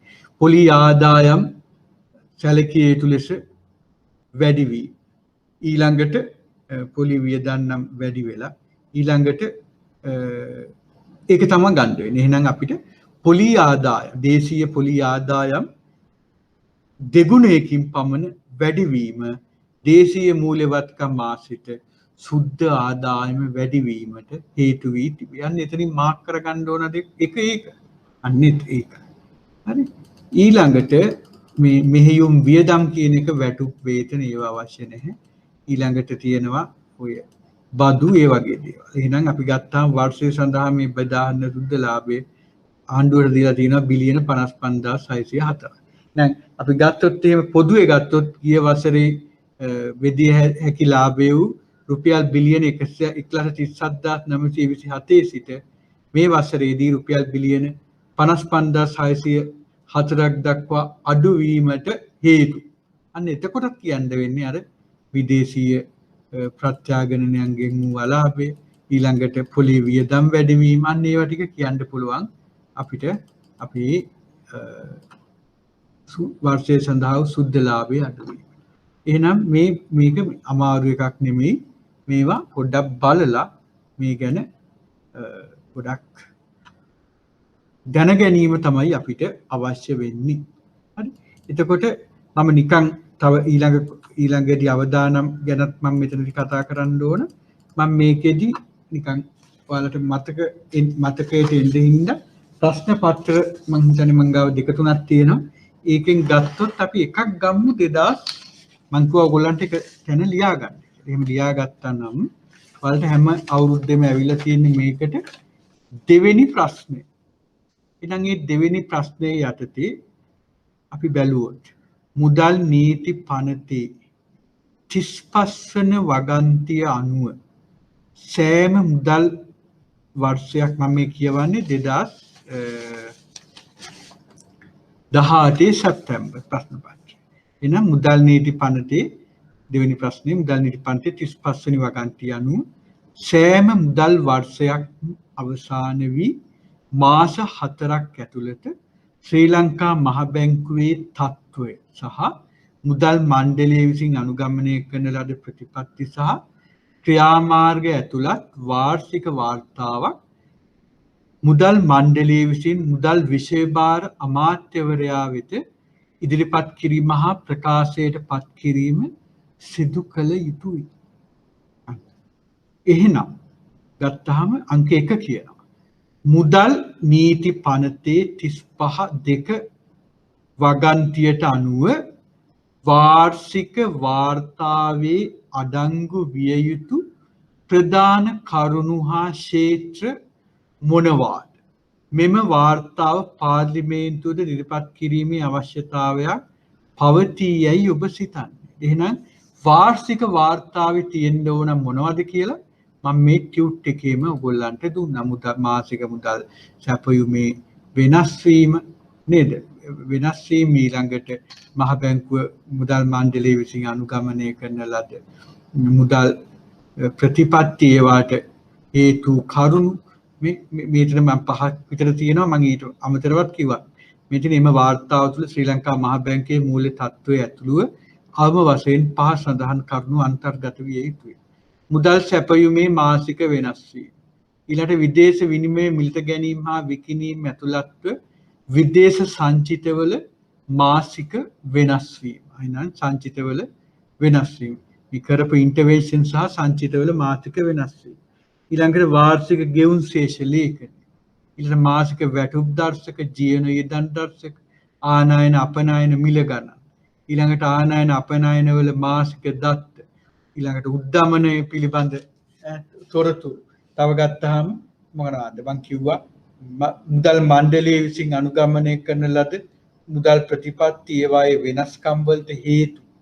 ඊළඟට එලෙස ඒ අවස්ථාවේදී මුදල් ප්‍රතිපත්ති ස්ථාවරයන් අනුගමනය කිරීමට හේතු වගේ ගොඩක් තියෙනවා. නමුත් මේකෙන් පහක් මතක තියාගන්න කියලා මම කිව්වා. එහෙනම් අන්න ඒක මෙතන තියෙනවා වාර්ෂික වාර්තාවේ තියෙන්න ඕන මොනවද කියලා. ඊළඟට මෙම වාර්තාව පාර්ලිමේන්තුවට ඉදිරිපත් කිරීමේ අවශ්‍යතාවයක් තියෙනවාද කියලා මම කිව්වා. අර මාසයක් ඇතුළත ලාභ හඳුනා ගන්න ඕන. මාස දෙකක් ඇතුළත අර වෙනස් මේ මොනවද බෙදා හැද මොනවද මේ සංචිත ඇතුළු ඒවල් වෙනස්කම් කරන්න ඕන. ඊළඟට මේ ඉතිරි ලාභය බෙදා හරින්න ඕන. ඊළඟට ගත්තාම මුදල් අමාත්‍යවරයා කියන විදිහට එක්ක මහ බැංකුවෙන් ගත්ත ණය පියවන්න හරි එක්ක ඒකාබද්ධ අරමුදලට බැර කරන්න හරි කරන්න ඕන. එහෙම අරගෙන ඊට පස්සේ මාස 4ක් ඇතුළත ඒ කියන්නේ දෙසැම්බර් 31 වුණා නම් මම කිව්වා අප්‍රේල් 30ට කලින් ඒ මහ බැංකු වාර්තාව මුදල් අමාත්‍යවරයාට දෙන්න ඕනේ. නැත්නම් ඊට පස්සේ මුදල් අමාත්‍යවරයා විසින් දින 14ක් ඇතුළත පාර්ලිමේන්තුවට ඉදිරිපත් කරනවා. දැන් පාර්ලිමේන්තුවට ඉදිරිපත් කරන්නේ ඇයි? අර අපි කිව්වා විනිවිදභාවයක් පවත්ව ගන්න ඕන. මහ බැංකුවේ ගනුදෙනු ඊළඟට මහ බැංකුවේ කටයුතු සම්බන්ධයෙන් විනිවිදභාවයක් පවත්ව ගන්න. ඒ විනිවිදභාවය කියන්නේ මහ ජනතාවට ඒවා ඒ කරුණු එලි දක්වන්න ඕනේ. ඒ හින්දා අපි තාමත් සැලකනවා පාර්ලිමේන්තු මන්ත්‍රීවරුන් කියන්නේ මහ ජනතාවගේ නියෝජිතයෝ කියලා. එහෙනම් ඒක නිසා මේ මහ ජනතාවගේ නියෝජිතයින්ට මේක දැනගන්න ඉදිරිපත් කරනවා පාර්ලිමේන්තුව. ඒක නිසා මේකේ අහන විදිහට මුදල් මොකද්ද මෙම වාර්තාව පාර්ලිමේන්තුව ඉදිරිපත් කිරීමේ අවශ්‍යතාවයක් පවතීයි සිතන්නේ ලෝ. එකක් මූල්‍ය නීති පන්ත තුලින්ම මුදල් අමාත්‍යවරයාට මාස 4ක් අතුලට ඉදිරිපත් කරනට මහ බැංකුව ඊට පස්සේ දින 14ක් තුල මුදල් අමාත්‍යවරයා පාර්ලිමේන්තුවට එය ඉදිරිපත් කළ යුතුයි කියන ව්‍යවස්ථාත්මක අවශ්‍යතාවය. මූල නීති පන්ත තුලින්ම ඒක දක්වලා තියෙනවා මුදල් අමාත්‍යවරයා විසින් පාර්ලිමේන්තුවට මහ බැංකුවේ මූල්‍ය වාර්ෂික වාර්තාව ඉදිරිපත් කරන්න. මේක එකක්. අනිත් එක තමයි ඉහළ විනිවිදභාවයක් පවත්ව ගැනීමට ගවත්වා ගැනීම එහෙම නැත්නම් මහ බැංකුවේ කටයුතු පිළිබඳව ජනතාවට ඒ අවශ්‍ය කරුණු දැනගන්න ඒකත් එක අවශ්‍යතාවයක් මේ විදිහට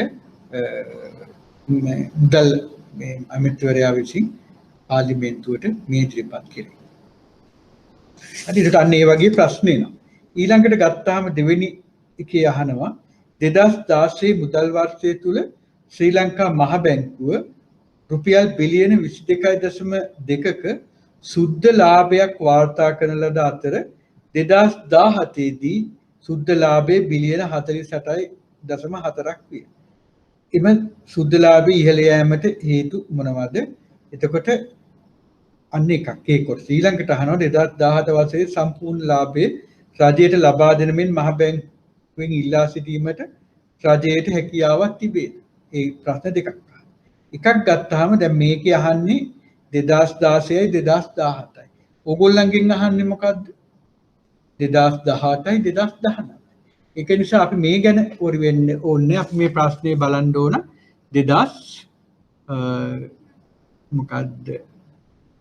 18 සහ 19 අවුරුදු වල. එහෙනම් මේකෙදි ගත්තොත් මේ 48.4යි 2016යි 17යි අපි යගන්නේ 19යි 18යි. එහෙනම් 18 දී බැලුවොත් ඕගොල්ලන්ගෙන් අහන්න පුළුවන් මේක ඒ විදිහට හදාගෙන උත්තර සපයන්න. මොකද්ද? මහ බැංකුවේ ආදායම් ප්‍රකාශන අනුව මේ මොනවද 2018 දී එතකොට කියන්න පුළුවන් මෙච්චර ඌ මේ ලාභය ඒ කියන්නේ 137,927 ඉඳන් 55,604 දක්වා අඩු වෙලා තියෙනවා. හරි 137.9 සිට 55.6 දක්වා අඩු වී ඇත. ඒකට බලපෑ හේතු කුමක් විය හැකිද කියලා. එහෙනම් ඒ හේතු මොනවද? එකක් තමයි අපිට කියන්න පුළුවන් මොනවද? අඩුවීමට හේතු මෙතන තියෙනවා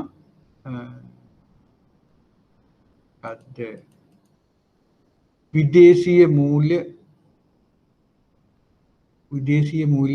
ඉන්දියානු පොලි වියදම මේක පොලි ආදායම් වැඩි වෙලා තියෙනවා. ඊළඟට ප්‍රත්‍යාගණනයන්ගේ වූ වාසිය මේ වැඩි වෙලා තියෙනවා. ඒකින්ද විදේශීය අංශයෙන් නිමේකට බලපාලා තියෙනවා. ඊළඟට තියෙනවා වෙනම විදේශීය මූල්‍ය බැරකම් ආශ්‍රිත මුළු වියදම තියෙනවා.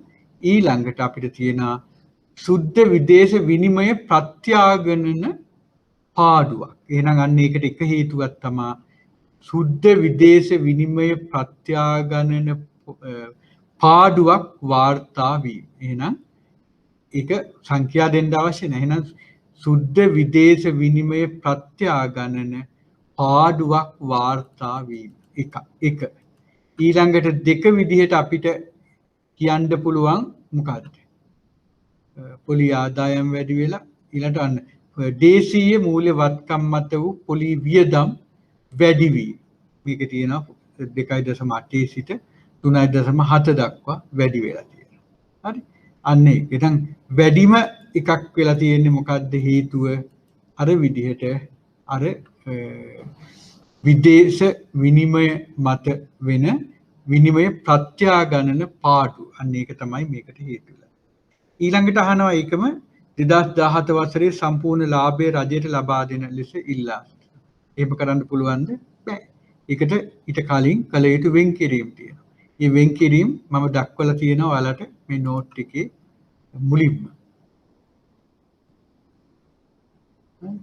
මුලින්ම දාලා තියෙනවා.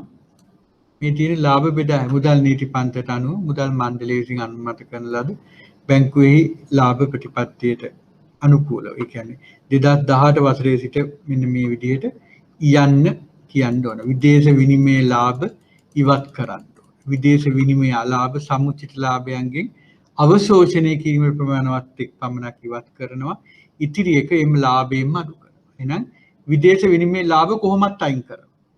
මොකද ඒක උපේලා නැහැ. විදේශ විනිමය අලාභ තියෙනවා නම් ඒක මෙච්චර කල් අර ගිණුම් වල තියෙනවා නම් සමුචිත වෙලා ලාභ ඒවයින් ඉවත් කරනවා. ඒවා මදි නම් මේ අවුරුද්දේ ලාභයෙන් අරින් කරනවා. ඊළඟට විදේශ වත්කම් වල උපලබ්ධි නොවු ප්‍රත්‍යාගණයන්ගෙන් ඇතිවන්නා වූ වාසි ඉවත් කරන්න.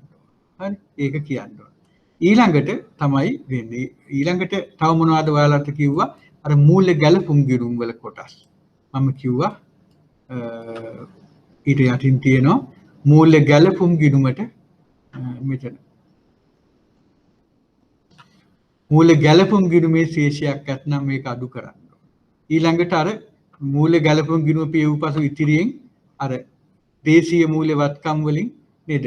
මුළු වත්කම් වලින් රත්රන් හා විදේශ විනිමය අඩු කර පසු වගේ 15% දක්වා ප්‍රාග්ධන සංචිතයට කරන්න. අන්න ඒවා ටික ඒ කොටස් හතරම කියන්න ඕන මේකෙදි. ඒවා ටිකක් හැම ඔයාලට මේ බැලුවොත් මේක හැම අවුරුද්දෙම වගේ එන එකක්. ඒක නිසා මේ වගේ ඒවා ටික ටික ලියනකොට පුරුදු වෙනවා. ඊළඟට ගත්තොත් ශ්‍රී ලංකා මහ බැංකුවේ ශේෂපත්‍රයේ මත පදනම්ව දේශීය මුදල් ප්‍රතිපත්තිය ක්‍රියාත්මක කිරීම වගින් ජනිත වන වත්කම් හා වගකීම්. අන්න බලන්න දැන් ඔයගොල්ලෝ ශේෂපත්‍රයේදී එහෙනම් දේශීය මූල්‍ය මොකද්ද? දේශීය වත්කම් කියන්නේ මොනවද? වත්කම් හා වගකීම් මොනවද අහනවා? මොනවද? දේශීය මුදල් ප්‍රතිපත්තිය ක්‍රියාත්මක කිරීම. එහෙනම් ඒක ගත්තොත් ඔයාට කියන්න වෙන්නේ මොනවද? දේශීය මූල්‍ය වත්කම් ගත්තොත් මේ තියෙන ප්‍රති විකුණුම් මත වන සුරැකුම් පත්‍ර. අන්න ඒ එකක්. හරි? කියන්න පුළුවන් මූල්‍ය වත්කම් යටතේ තියෙන්නේ මොනවද? මූල්‍ය වත්කම් මත ඇති වෙන්නේ ඔයගොල්ලෝ දන්නවා මොකද්ද? ප්‍රති විකුණුම් මත වන සුරැකුම් පත්‍ර. තව අපිට කියන්න පුළුවන් ද්‍රවශීලතාව අඩු වෙන්න මේ ද්‍රවශීලතාව ලබා දෙනවා මේ බෙල්දපළට ද්‍රවශීලතාව අඩු අවස්ථාවක ද්‍රවශීලතාව ලබා දෙනවා මොකෙන්ද? SDF නැත්නම් අපි කියනවා මේ අපි මේක ඉගෙන ගත්තා මොන මේ කියලාද කිව්වේ මේ නිත්‍ය ණය පහසුකම්. එහෙනම් නිත්‍ය ණය පහසුකම් මත ලබා දෙන ලද ණය ඊළඟට ගත්තාම ප්‍රතිවිකුණුම් ගිවිසුම් මත මිලටගත් සුරැකුම් පත්‍ර. අන්න ඒවා තියෙන්නේ මොකේද? දේශීය මූල්‍ය වත්කම්. එහෙනම් දේශීය මූල්‍ය වත්කම් තුලින් ප්‍රධාන අයිටම් දෙකක් තියෙනවා මේ දේශීය මුදල් ප්‍රතිපත්තිය ක්‍රියාත්මක කිරීමට අදාළ. මොනවද ඒ වත්කම් දෙක? නැවත විකිණීමේ ගිවිසුම් මත මිලටගත් සුරැකුම් පත්‍ර.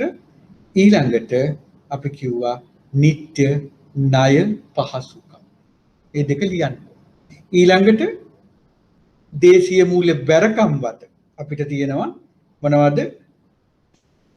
SRR තැන්පතු. ඒක ඔයාලට දකින්න පුළුවන් මොකද්ද?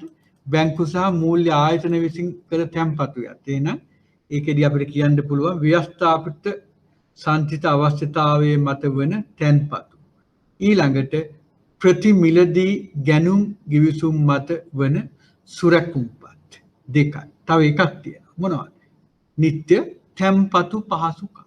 නිත්‍ය තැන්පතු පහසුකම්. එහෙනම් දැන් මේ ප්‍රශ්නය නිතර එන එකක්. මොකද්ද? දේශීය මුදල් ප්‍රතිපත්තිය ක්‍රියාත්මක කිරීම නිසා ඇතිවන වත්කම් හා වගකීම්. එතකොට ඔයාලට ලියන්න ඕන උත්තරේට කොහොමද?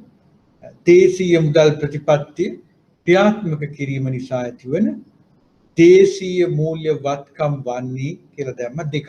මොනවද? ප්‍රති විකුණුම් ගිවිසුම් මත මිලටගත් සුරැකුම්පත්. දෙක නිත්‍ය ණය පහසුකම්. ඊට පස්සේ යටින් ලියනවා දේශීය මුදල් ප්‍රතිපත්තිය ක්‍රියාත්මක කිරීම නිසා ඇතිවන දේශීය මූල්‍ය බැරකම් වන්නේ මොනවද තියෙන්නේ? ඒකේ තුනක් තියෙනවා. මොනවද? SRR තැන්පතු ව්‍යවස්ථාපිත සංචිත අවශ්‍යතාවයේ මත වන තැන්පතු. ඊළඟට ගත්තාම ප්‍රතිමිලදී ගැනුම් ගිවිසුම් මත වන සුරැකුම්පත්. ඊළඟට කියන්නේ මොකද්ද? නිත්‍ය තැන්පතු පහසුකම්. අපි කරුණු පහක් කියලා තියෙනවා. එතකොට අපිට නිකම්ම ලකුණු පහ ලබා ගන්න පුළුවන්. ඒක නිසා ඒක ඊටාම ලේසි එකක්. ඒක හැමදාම ලියන්න පුළුවන් වෙන උත්තරයක්. අන්න ඒක තියෙනවා. ඊළඟට තියෙනවා ලාභය හා මූල ශක්තිය යන සංකල්ප හා අවශ්‍යතා මහ බැංකුවට අදාළ මහ බැංකු වලට අදාළ වේයයි ඔබ සිතන්නේද? නැත නේද? මොනවද ලාභය හා මූල ශක්තිය කියන ඒවා සංකල්ප මහ බැංකුවට අදාළ වෙනවද නැහැ? මම දුන්නා ඔයාලට මුල්ම හරියේ මේ ටියුට් එකේ ඒක සඳහන් වෙනවා. මොකද්ද? එන්න මෙතන. ඒ මුදල් නීති පට්ට තුලින්ම මොකද්ද? මුදල් මූල්‍ය හා ගෙවීම් පද්ධතිය පරිපාලන අධීක්ෂණය හා නියාමන අධිකාරී එහෙනම් ඒ විදිහට ගත්තාම මූල්‍ය නීති පන්ති තුලින්ම මහ බැංකුවේ අරමුණු විදිහට දාලා තියෙන ශ්‍රී ලංකා මහ බැංකුව ගත්තොත් ආර්ථික හා මිල ස්ථායීතාවත් මූල්‍ය ක්‍රමයේ ස්ථායීතාවත්. ඒක නිසා මේ ගිණුම් කටයුතු වල මෙහෙයුම් කටයුතු වල සාර්ථකත්වය කියන්නේ ලාභදායීත්වය.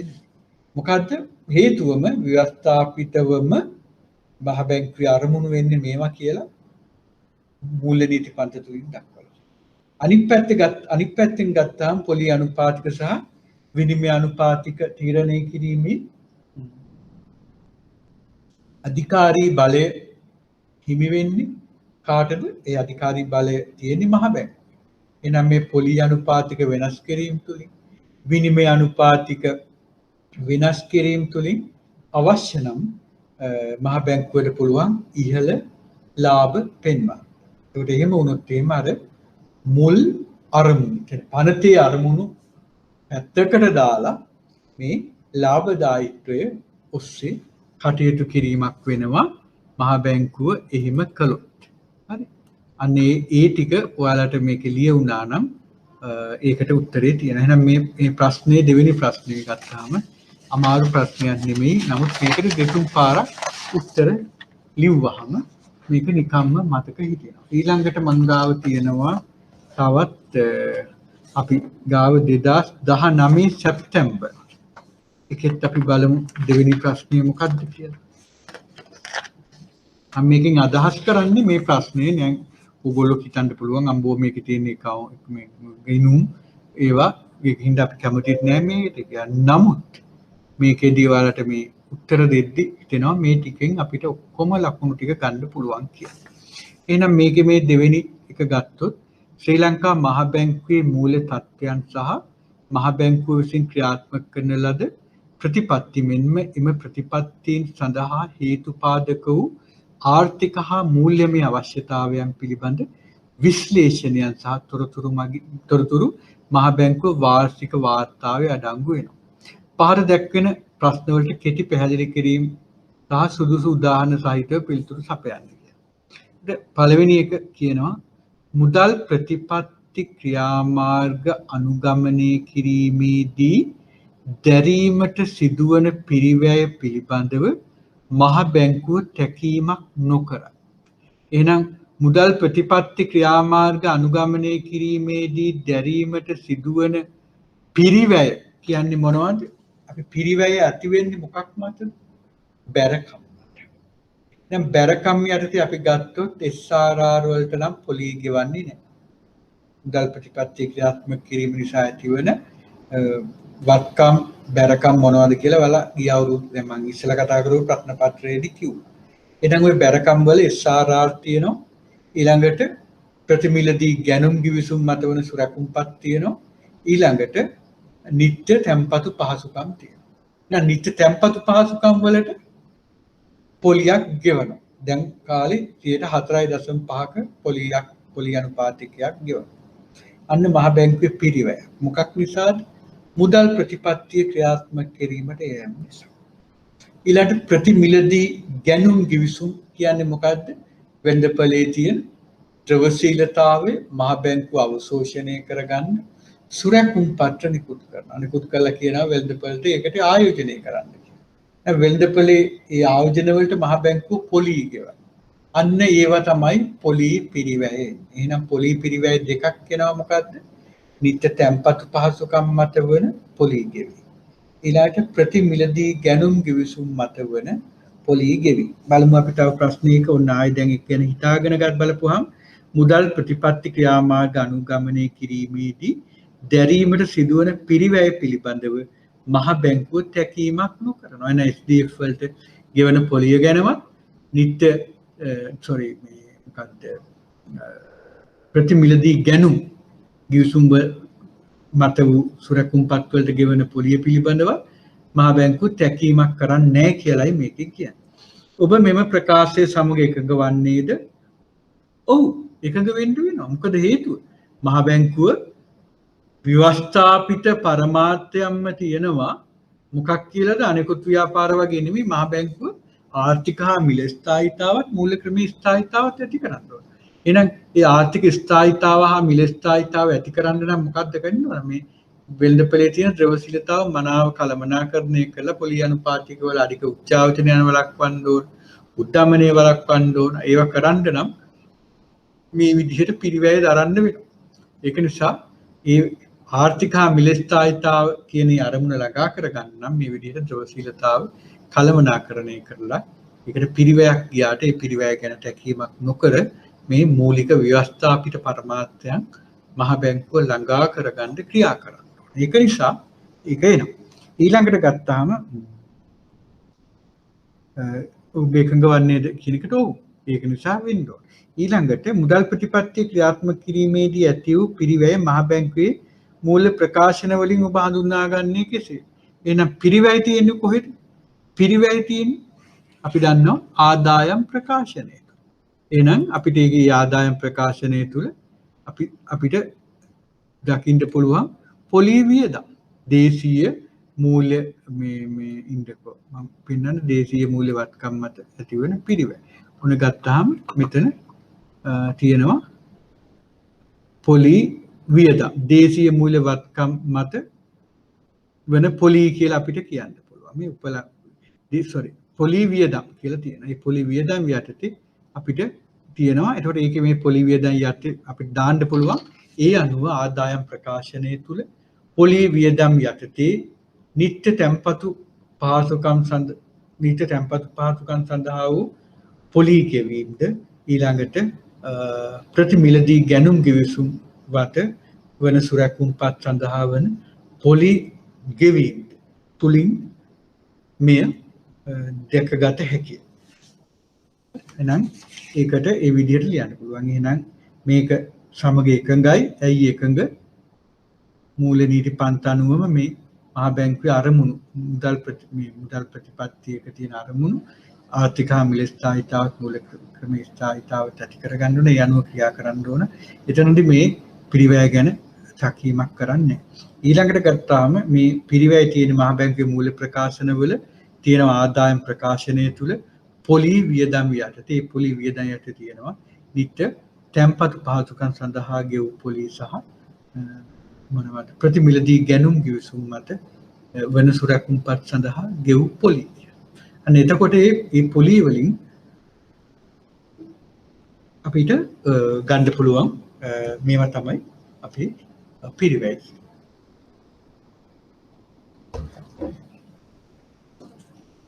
ඊළඟට ගත්තාම මහ බැංකුවගේ ශේෂ පත්‍රයට අලාභ ඇති කරන සාධක දෙකක්.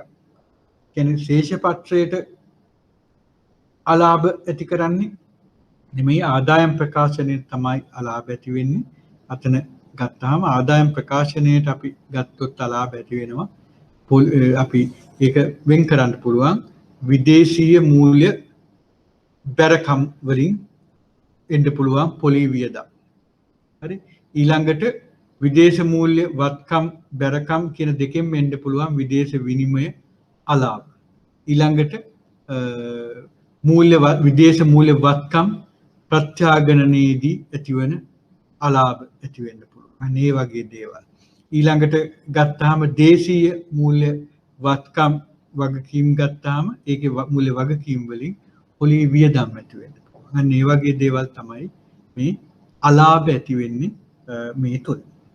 ඊළඟට ගත්තාම විනිමය අනුපාත වෙනස් වීම නිසා රත්රන් හෝ විදේශ මුදල් ඒකක වලින් දක්වා ඇති සුද්ධ වත්කම් හෝ වගකීම් වලින් ඇතිවන ලාභ අලාභ ගිණුම් ගත කළ යුතු ආකාරය පිළිබඳව මුදල් නීති පන්තිෙහි දක්වා ඇති ගිණුම් ප්‍රතිපත්තිය කුමක්ද? මෙම ප්‍රතිපත්තිය සඳහා වන තර්කය කුමක්ද කියලා අපෙන් අහනවා. එතකොට මේකෙදි අපි ලාභ බෙදා හැරීමේ ප්‍රතිපත්තිය යටතේම මම මේක ගැන සඳහන් කරලා තියෙනවා.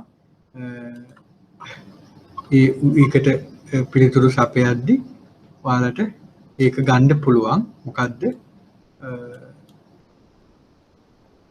මෙන්න මෙතන විදේශ විනිමය ලාභ ඒ ගැනනේ මෙතන අහන්නේ.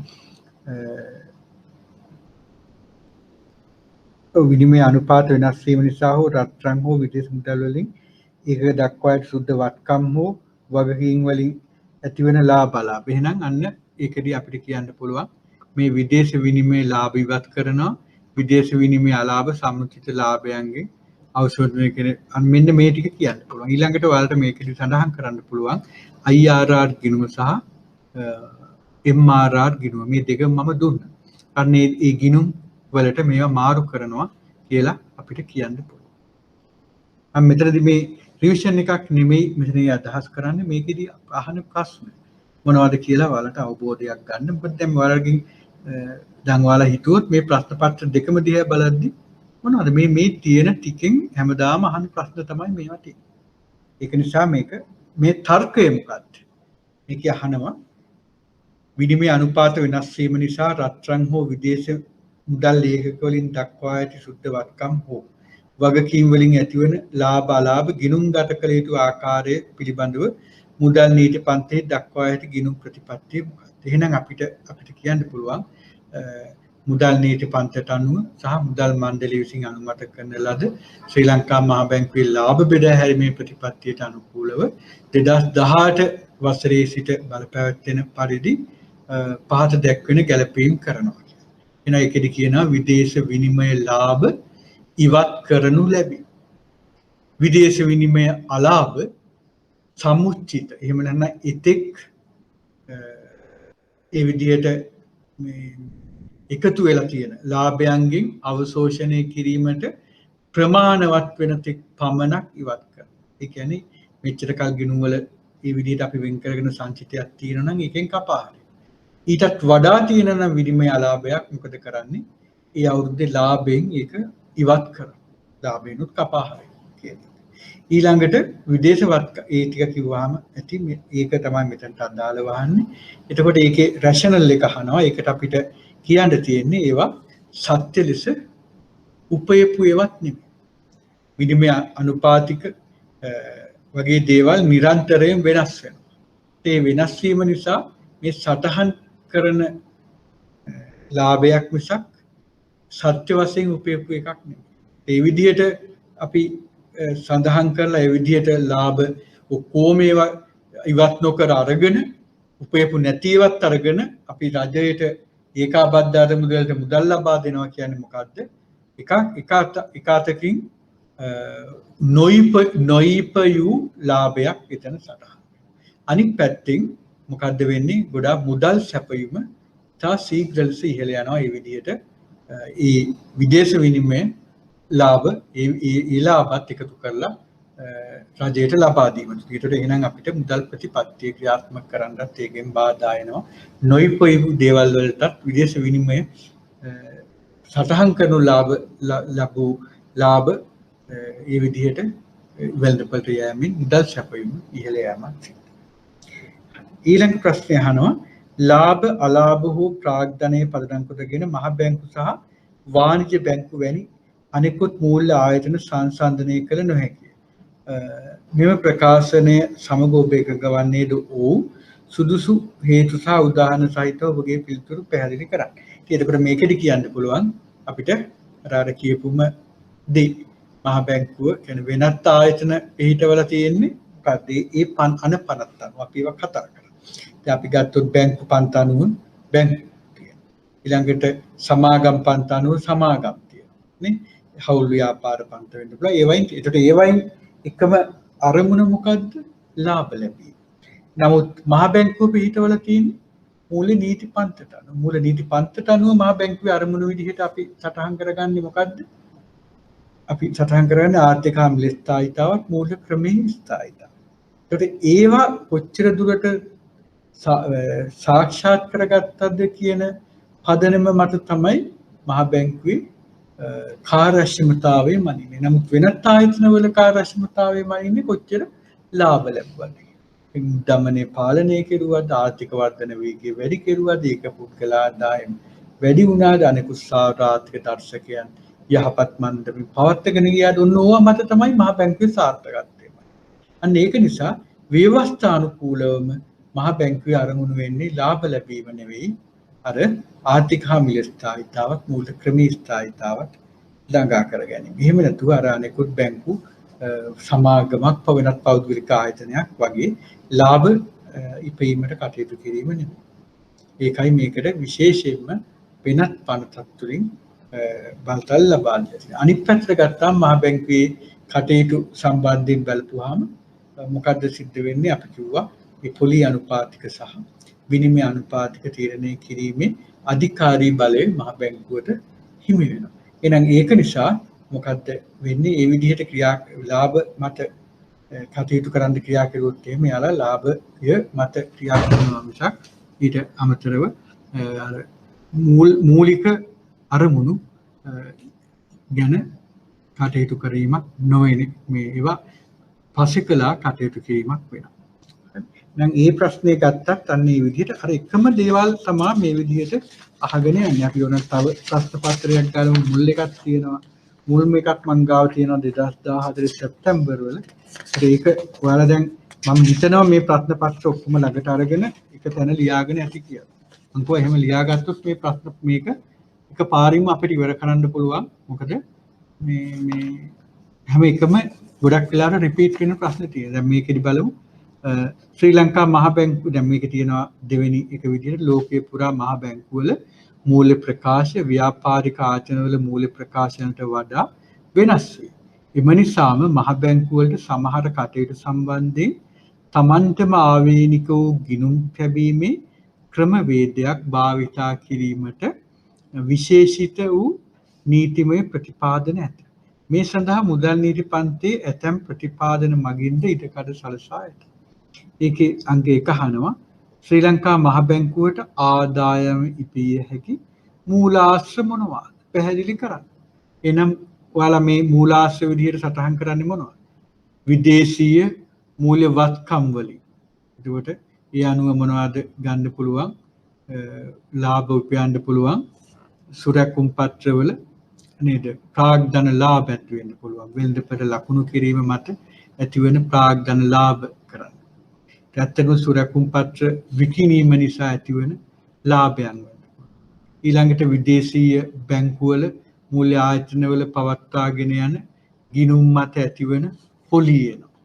ඊළඟට ගත්තාම විදේශීය සුරැකුම් පත්‍රවල ආයෝජනය කිරීම නිසා ඒවල ආලීනව කූපන් පොලී එනවා. ඔය කොහොම අපිට ගන්න පුළුවන් මොනවා කියලාද? පොලී ආදාය, ප්‍රාග්ධන ලාභ නේද? ඊළඟට විදේශ විනිමය වලින් ඇතිවන ලාභ ඒ වගේ ඒවා ගන්න පුළුවන්. එහෙනම් දේශීය මූල්‍ය වත්කම් ගත්තොත් මොනවද ඇතිවන ලාභ අපි ගත්තොත් එහෙම අපිට කියන්න පුළුවන් ප්‍රතිවිකුණුම් ගිවිසුම් මත සුරැකුම් පත් තුලින් ඇතිවන පොලී ආදාය.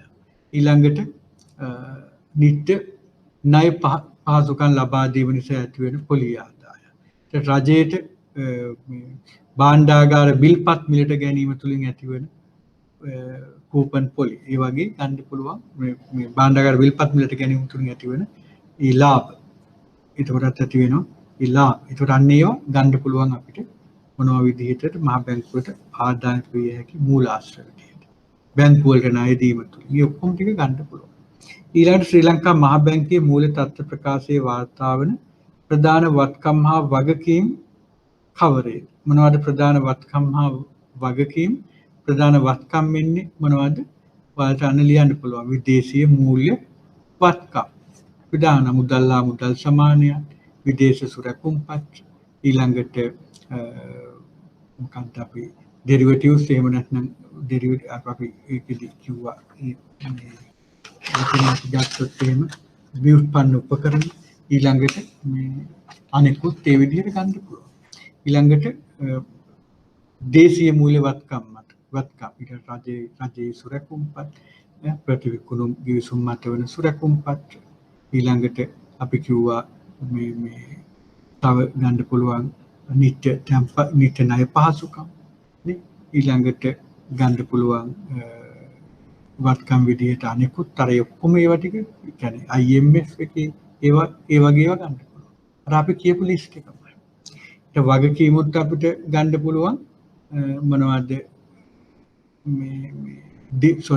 අපි ගත්තේ විදේශීය මූල්‍ය වත්කම් දේශීය මූල්‍ය වත්කම්. තව වත්කමක් කියන්නේ වත්කම් එක විදේශීය මූල්‍ය නොවන වත්කම්. මොනවද ඒක? තත්ත්ව. අන්න ඒක කිව්වා. ඊළඟට මොන දේශීය මූල්‍ය බැරකම්. එවනන ඉස්සලා ගන්න විදේශීය මූල්‍ය බැරකම්. අර බැංකු වලට අපි අර කියපු ලිස්ට් එක. ඊළඟ දේශීය මූල්‍ය බැරකම්. අර කියපු ලිස්ට් එක. නේද? මොනවද SRR ඒකේ මිගහනේ වගේ කියන SRR මත වූ තැන්පත් ඊළඟට අපිට කියන්න පුළුවන් මේ නිත්‍ය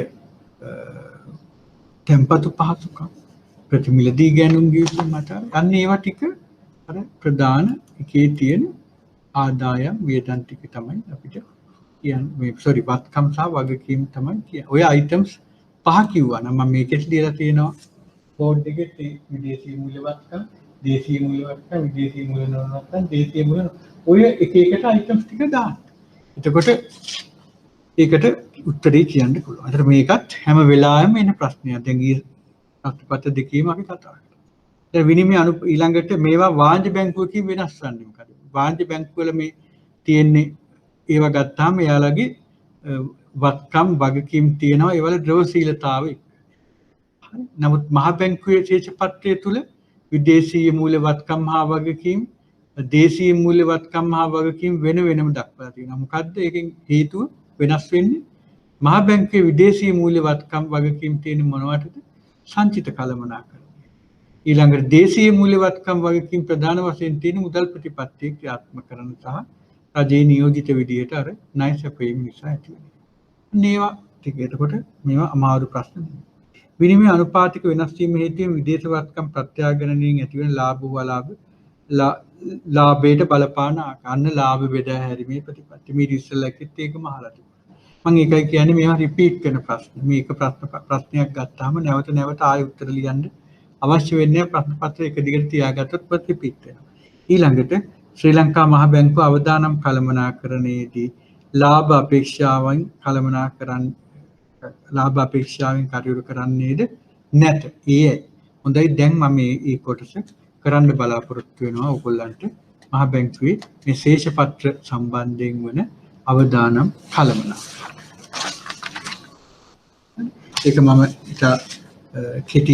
කෙටියෙන් කතා කරනවා නමුත් ඔයාලට පැහැදිලි වෙන විදිහට අවශ්‍ය තැන්වලදී කුඩා සටහනකුත් මම ලබා දෙන්න බලාපොරොත්තු වෙනවා. දැන් අපි ගත්තොත් මහ බැංකුව මුහුණ දෙන අවදානම් ගත්තහම මහ බැංකුව ඉස්සලම කියන්නම් මහ බැංකුව අවදානම් කළමනාකරණය තුළින් මොකද ඒකේ තිබුණ ලාභ ලැබීමට කටයුතු කරනවාද කියලා. ලාභ අපේක්ෂාවෙන් කටයුතු කරනවද නැහැ. මහ බැංකුව අවදානම් කළමනාකරණය කියලා මෙතනින් අදහස් කරන්නේ අපි සාමාන්‍ය මේ 2014 වර්ෂයේ හපු එකක්. ඒකට මූල්‍ය අවදානම් කළමනාකරණය. මූල්‍ය අවදානම කළමනාකරණය කරන්න තමයි ව්‍යුත්පන්න උපකරණ මිලට ගන්න. මේ ව්‍යුත්පන්න උපකරණ මිලට ගන්නේ මේවල මිල වෙනස්කම් වලින් ලාභ ලබන්නට කිසිසේත්ම නැහැ. ඒ වෙනුවට ගන්නේ මහ බැංකුව සංචිත කළමනාකරණයේදී මිලට අරගෙන තියෙන මූල්‍ය වත්කම් තියෙන. විදේශ මූල්‍ය වත්කම්. ඒ විදේශ මූල්‍ය වත්කම් වල අගය අඩු වැඩි වෙන්න පුළුවන්. එතනදී යම් අලාභදායී තත්ත්වයක් ඇති වෙන්න පුළුවන්. ඒක නිසා ඒවා කළමනාකරණය කරගන්න තමයි එම තත්ත්වය මැඩ පවත්ව ගන්න තමයි ව්‍යුත්පන්න උපකරණ මිලට ගන්න. නැතුව ඒ කියන්නේ අපිට එතනදි කියන්නේ ආශ්‍රිත වත්කමක් තියෙනවා. ඇසෝසියේට් ඇසෙට් එකක් තියෙනවා. ඒ ආශ්‍රිත වත්කමයි මිල වෙනස් වීම නිසා ඇතිවන අලාභයන් ආවරණය කර ගැනීමේ පරමාර්ථයෙන් ව්‍යුත්පන්න උපකරණ මිලට ගත්තට කිසිසේත්ම ලාභ ලබන්නේ ඒ කියන්නේ ආශ්‍රිත වත්කමක් නැතුව ලාභ ලැබීමේ චේතනාවෙන් මහ බැංකුව අවදානම් කළමනාකරණයට ප්‍රවිෂ්ඨ වෙන්නේ නැහැ. ඒකයි මේකේ උත්තරය වෙන්නේ. නමුත් අපේ පාඩම ගැන අපි කතා කරනකොට මහ බැංකුව ප්‍රධාන අවදානම් දෙකක් තියෙනවා. ඕනෑම මහ බැංකුවක් මුහුණ දෙන්න. මේකේ තව මේ අවදානම් සම්බන්ධයෙන් ඔයාලගේ ප්‍රශ්න පත්‍ර තුල අහලා තිබුණා. ඒක නිසා ඒ ටිකත් ආවරණය වෙන්න මම මේ මේකේ මාතෘකාව කරනවා. එතකොට මහ බැංකුවක් මුහුණ දෙන මහ බැංකුවක අවදානම් ගත්තහම ප්‍රධාන වශයෙන් අවදානම් වර්ග දෙකක් තියෙනවා. හරි. එකක් මූල්‍ය අවදානම ඊළඟට මූල්‍ය නොවන අවදානම. මේකට අපි කියනවා financial risk. මේකට කියනවා non financial risk. එතකොට මේ මූල්‍ය නොවන අවදානම් දැන් ශ්‍රී ලංකා මහ බැංකුව ගත්තොත් දෙකක් තියෙනවා. මේකෙදි මොකද්ද මෙහෙයුම් අවදානම්. මෙහෙයුම් අවදානම්. එතකොට ඒකට කියනවා operational risk කියලා. operational risk කියලා. ඊළඟට මෙතන ගන්න පුළුවන් policy risk කියලා. policy risk ඒ කියන්නේ ප්‍රතිපත්තිමය අවදානම් කියලා. එතකොට මෙතනදී මූල්‍ය අවදානම ගත්තාම ප්‍රධාන වශයෙන් තියෙනවා වෙළඳපොළ අවදානම්. වෙළඳපොළ අවදානම් මාකට් රිස්ක් කියලා කියනවා. Market risk. ඊළඟට අපි තියෙනවා ණය අවදානම්. ණය අවදානම් credit risk. ඊළඟට ගත්තම අපිට තියෙනවා ද්‍රවශීලතා අවදානම්. ද්‍රවශීලතා අවදානම් liquidity risk.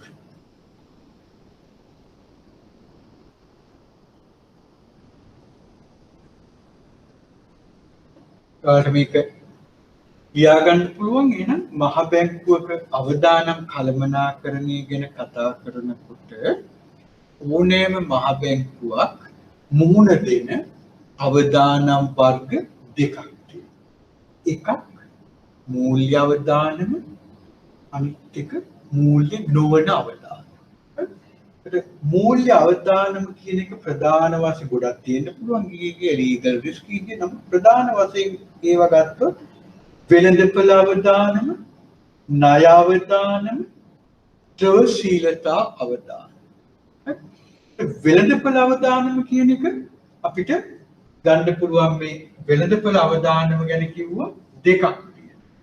වෙළඳපොළ අවදානම කියන එක ගත්තොත් හරි මේකට මේ කොටසම ආවරණය වෙන විදිහට ඔයාලගෙන් අහලා තියුණා විභාග ප්‍රශ්නයක්. ඒක නිසා මම මේක ගන්නවා මේ විදිහට. ඔන්න ඔයාලට පේනවා වෙළඳපළ අවදානම. මේ වෙළඳපළ අවදානම කියන එක අපි ගන්නවා මොකද්ද? විනිමය අනුපාත අවදානම. Foreign exchange risk. Foreign exchange risk. ඊළඟට පොලි අනුපාතික අවදානම. පොලි අනුපාතික අවදානම ඒ කියන්නේ interest rate risk. Interest rate risk. එහෙනම් අපි ගත්ත මූල්‍ය අවදානම කියන එක වෙළඳපළ අවදානම, ණය අවදානම සහ ද්‍රව්‍යශීලතා අවදානම. එන වෙළඳපළ අවදානම කියන එක මම වෙනම අරගෙන ඒක එන වෙළඳපළ අවදානම කියන එක ප්‍රධාන කොටස් දෙකයි. මොනවද? විනිමය අනුපාත අවදානම සහ පොලි අනුපාතික අවදානම. විනිමය අනුපාත අවදානම සහ පොලි අනුපාතික අවදානම. මොකද්ද මේ විනිමය අනුපාත අවදානම කියන්නේ? මේ මහ බැංකුවක ආයෝජන ගත්තාම දැන් ශ්‍රී ලංකා මහ බැංකුවේ ආයෝජන ගත්තොත් එහෙම අපේ විදේශ නිල සංචිත ආයෝජනය කරනවා විදේශීය විවිධ විනිමය ඒකකයන් වල. විනිමය ඒකකයන් වල ආයෝජනය කරන බැංකුවල ගිණුම් පවත්වාගෙන යනවා. ඒකට විදේශ ණය ගෙවන්නේ ඊළඟට විනිමය අනුපාතික පවත්වාගෙන යන ඔක්කොන්ටම විදේශ විනිමය අවශ්‍යයි. එහෙනම් ඒ විදිහට තියෙනකොට වසර මුල තිබුණු අනුපාතිකයට වඩා වසර අග වෙනස් වෙනවා. එහෙනම් එතනදී පාඩු තත්ත්වයක් ඇති වෙනවා. එහෙනම් විනිමය අවදානම කියලා කියන්නේ මොකද්ද? විනිමය අනුපාතික වෙනස් වීම නිසා මේ මහ බැංකුවක මේ විදේශ විනිමය පවත්වාගෙන යනකොට ඒ ගිණුම් වල පවත්වාගෙන යනකොට ඒවායේ වටිනාකම වෙනස් වීමෙන් ඇතිවන අවදානමට අපි කියනවා මොකක් කියලාද? විනිමය අනුපාතික අවදානම. එහෙනම් විනිමය අනුපාතිකය මහ බැංකුවේ පවත්වාගෙන යන ඒ ගිණුම් වලට අයහපත් ආකාරයෙන් වෙනස් වීම නිසා ඇතිවිය හැකි අලාභදා ඉදිරියේදී ඇතිවිය හැකි අලාභදායි තත්ත්වයකට අපි කියනවා මොකක් කියලාද? විනිමය අනුපාතික අවදානම.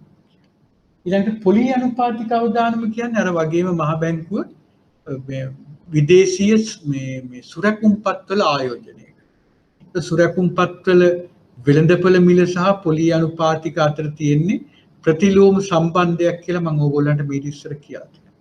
එහෙනම් යම්කිසි ආකාරයකින් අනාගතයේදී පොලි අනුපාතික වෙනස් වීම නිසා මහ බැංකුවේ විදේශීය සුරැකුම්පත්වලට අවාසිදායක අන්දමින් බලපාලා අනාගතයේදී අලාභදායි තත්ත්වයක් ඇති විය හැකි තත්ත්වයකට අපි කියනවා මොකක් කියලාද?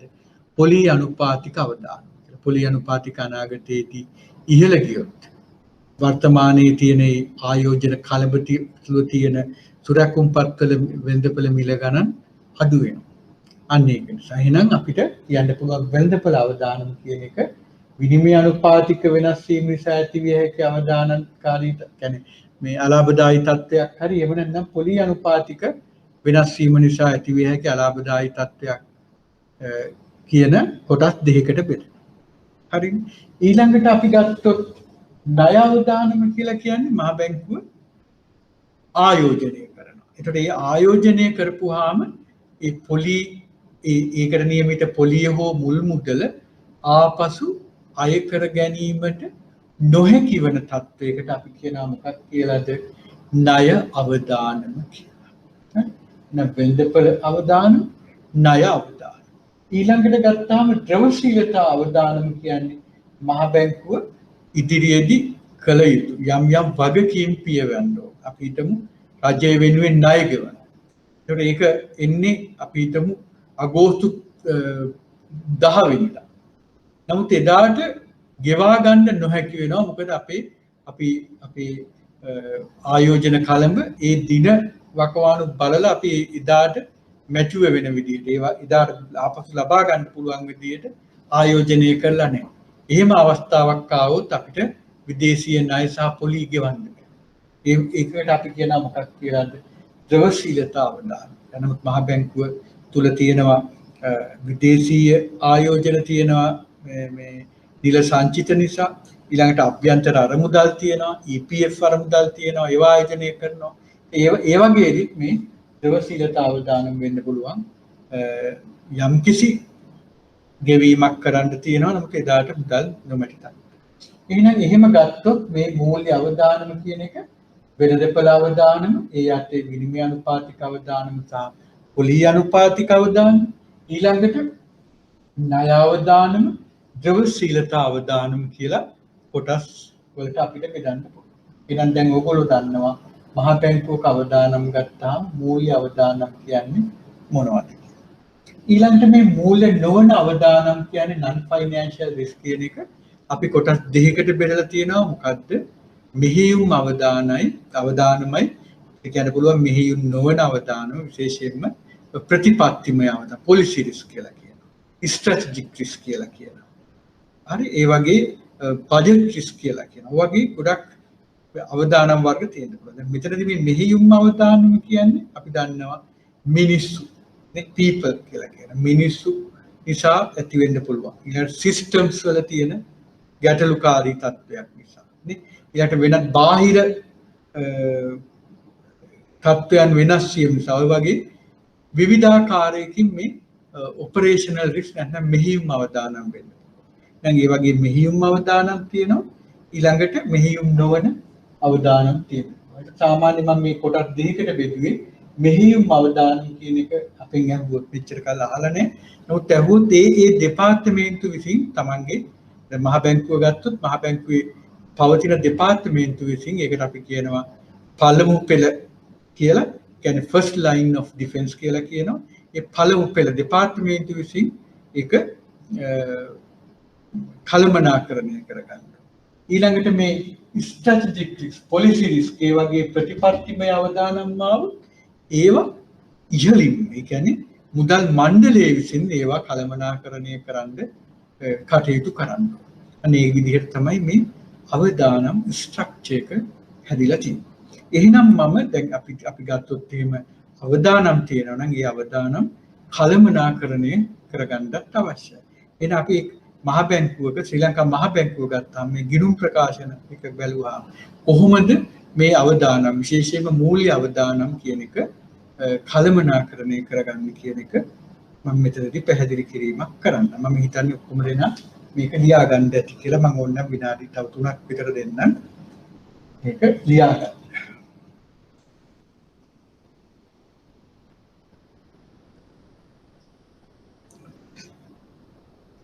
මොකද්ද? ඒකේ තියෙන මහ බැංකුවක අවදානම්, මූල්‍ය අවදානම්, මූල්‍ය නොවන අවදානම්. Financial risk, non-financial risk. Financial risk ගත්තාම මූල්‍ය අවදානම ගත්තාම වෙළඳපොළ අවදානම, ණය අවදානම, ද්‍රවශීලතා අවදානම. මොනවද? වෙළඳපොළ අවදානම, ණය අවදානම, ද්‍රවශීලතා අවදානම. ඒක තමයි මම අතනදී සටහන් කරා වෙළඳපොළ අවදානම කියන එක. විනිමය අනුපාත අවදානම තියෙනවා. පොලි අනුපාතික අවදානම තියෙනවා. ඊළඟට මූල්‍ය නොවන අවදානම ගත්තාම මෙහෙයුම් අවදානමයි ප්‍රතිපත්තිමය අවදානම් කියලා කොටස් දෙකකට යනවා. ඒක ඔපරේෂනල් රිස්ක්, පොලිසි රිස්ක්. හරි. එහෙනම් අපි දැන් බලමු මම මේක මකනවා. ඊට පස්සේ මේවා කොහොමද කළමනාකරණය කරගන්නේ කියන එකත් අපි බලමු.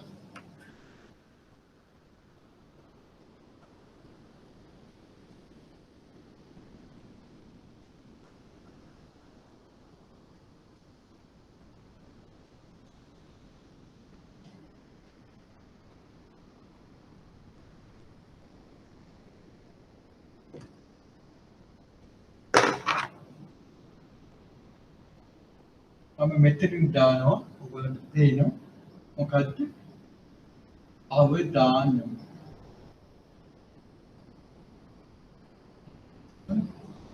ඊළඟට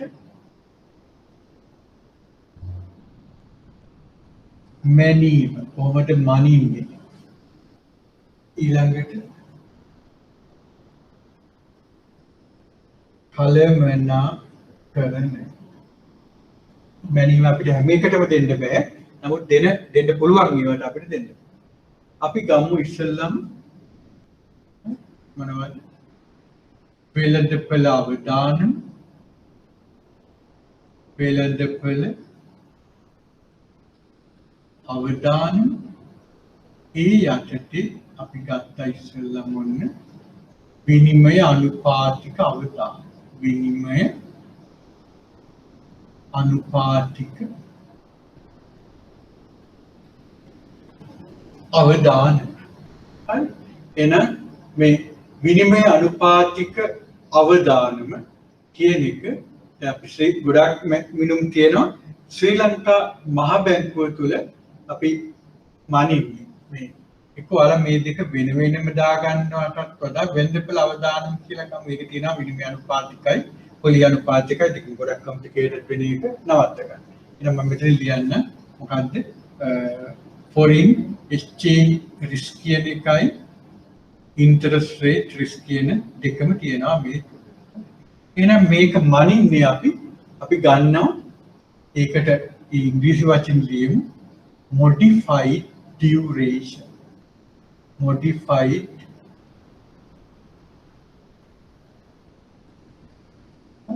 modified duration කියලා කියනවා. ඊළඟට අපි ගන්නවා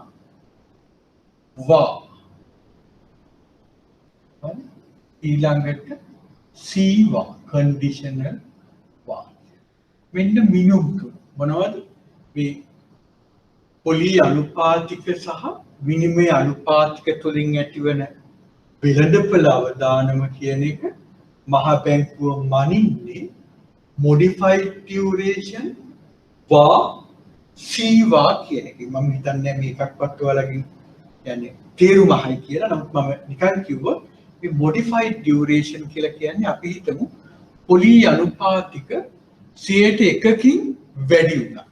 හරි? පොලි අනුපාතික 100%කින් වැඩි වුණා. එහෙනම් අපි ගාව තියෙන මේ සුරකුම් පත්‍ර ගත්තොත් ඒ වගේ වෙළඳපළ මිල අඩු වෙනවා. හරි? සුරකුම් පත්‍ර වෙළඳපළ මිල මාකට් ප්‍රයිස් එක අඩු වෙනවා.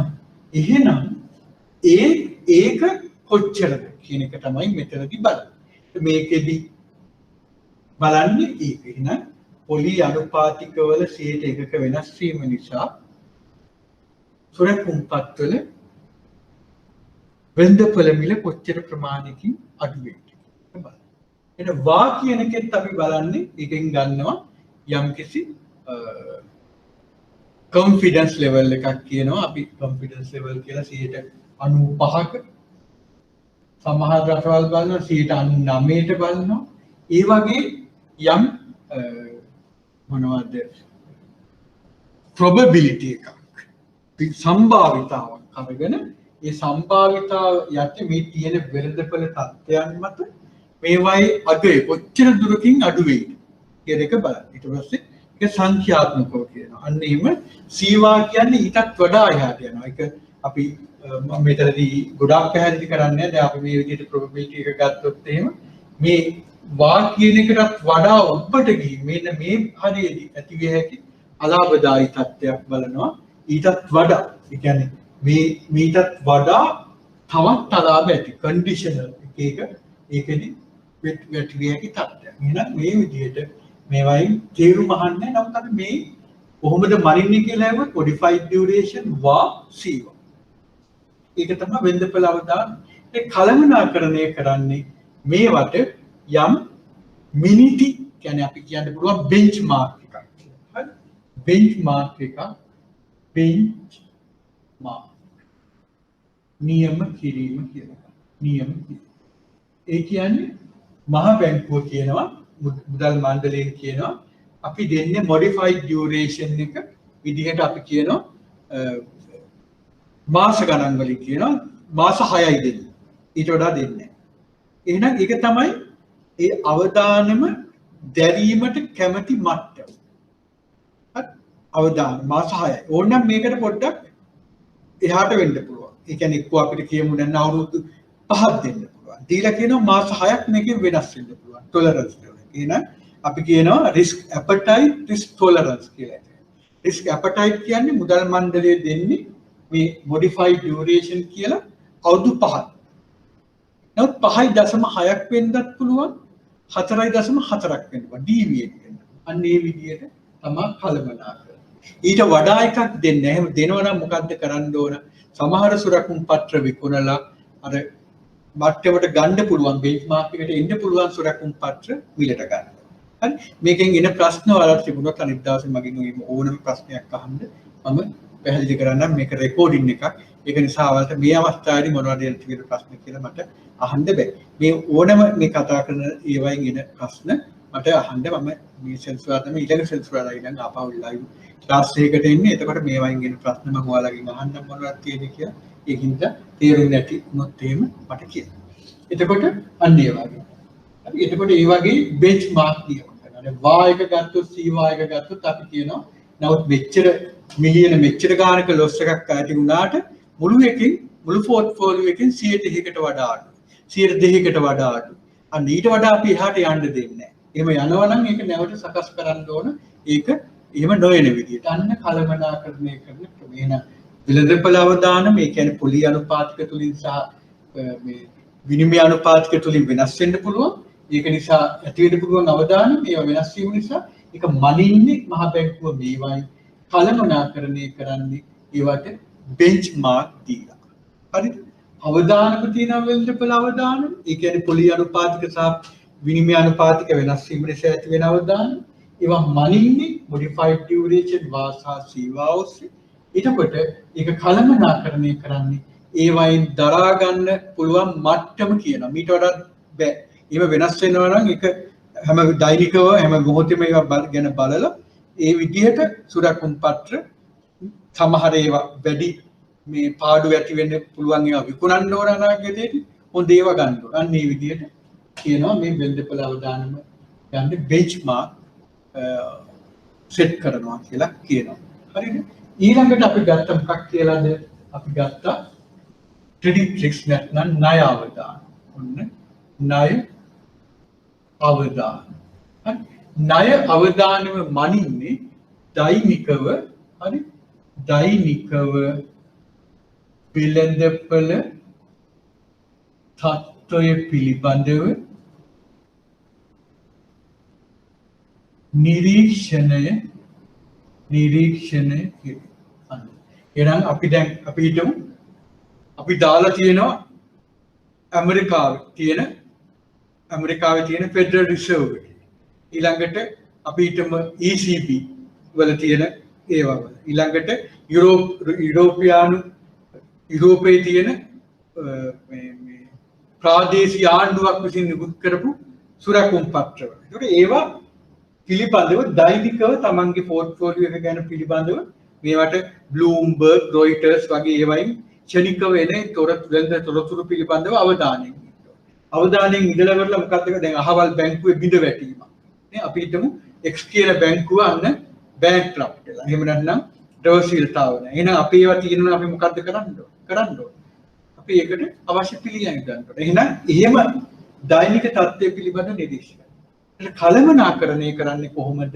මේවට මාර්ගෝපදේශ නිකුත් කරලා තියෙනවා. එතකොට ඒවා අවදානම් කළමනාකරණ දෙපාර්තමේන්තුවෙන් නිකුත් කළා මුදල් මණ්ඩලයේ අවසර අරගෙන මුදල් මණ්ඩලයක අනුමත කරාට පස්සේ ඒවා නිකුත් කරනවා. අපි හිතමු ඔයාලා වෙළඳපොළ කියන්නේ තත්ත්වය ගැන බලලා ණය ශ්‍රේණිගත කිරීම අනුව ආයෝජනය කිරීමට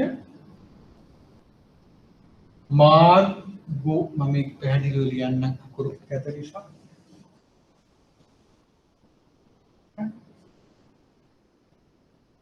ණය ශ්‍රේණිගත කිරීම වලට අනුව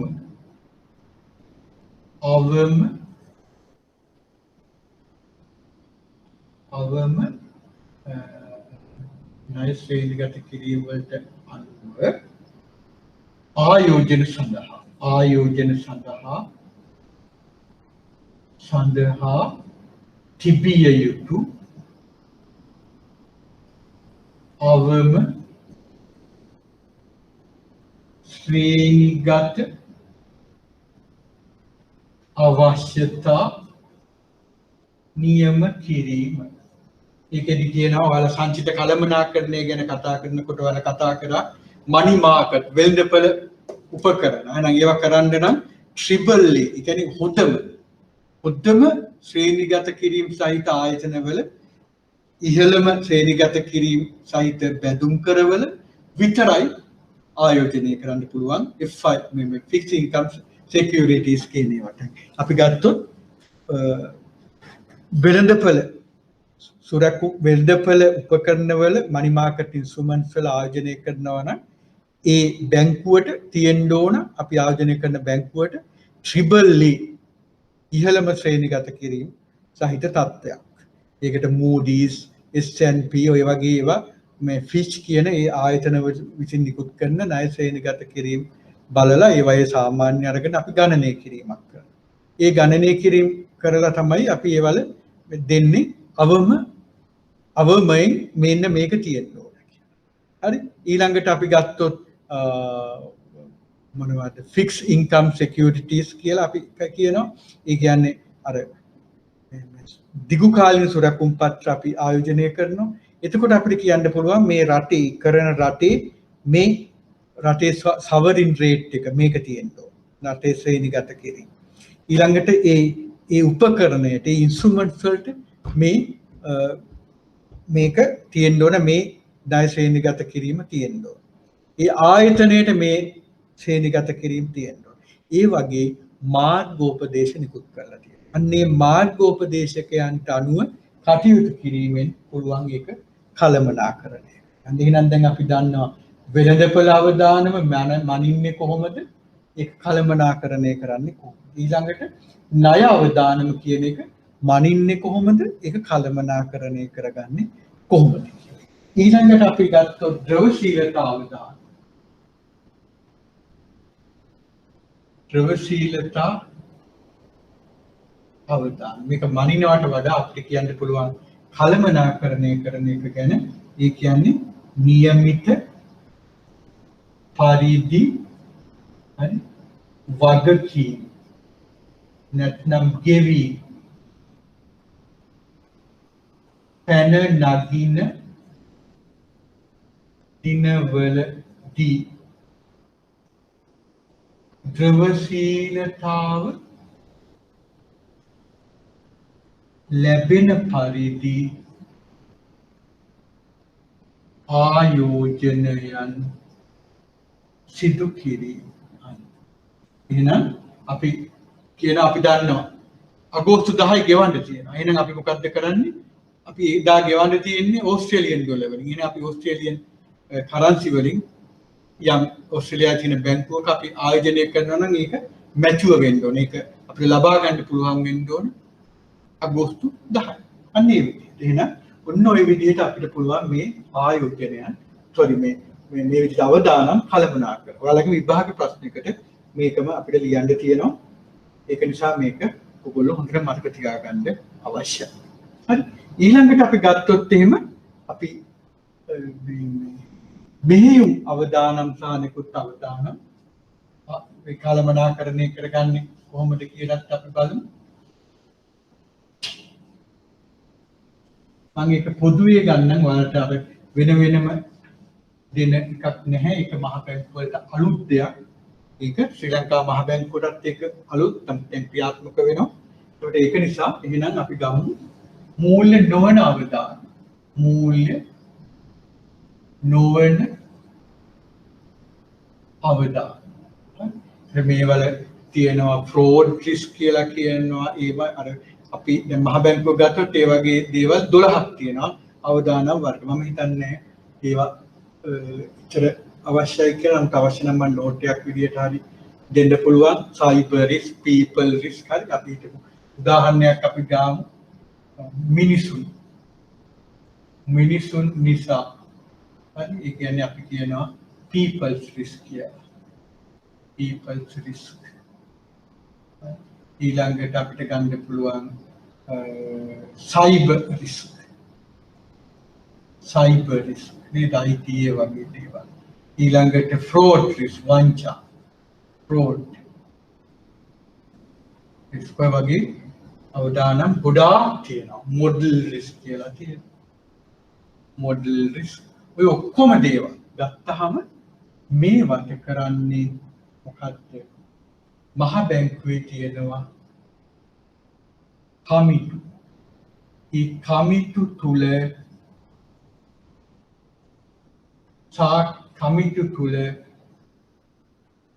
සාකච්ඡා කොට කමිටු තුල සාකච්ඡා කොට ඒවායේ නිර්දේශ මුදල් මණ්ඩලයට ඉදිරිපත් කොට අවදානම් කළමනාකරණය කරනවා.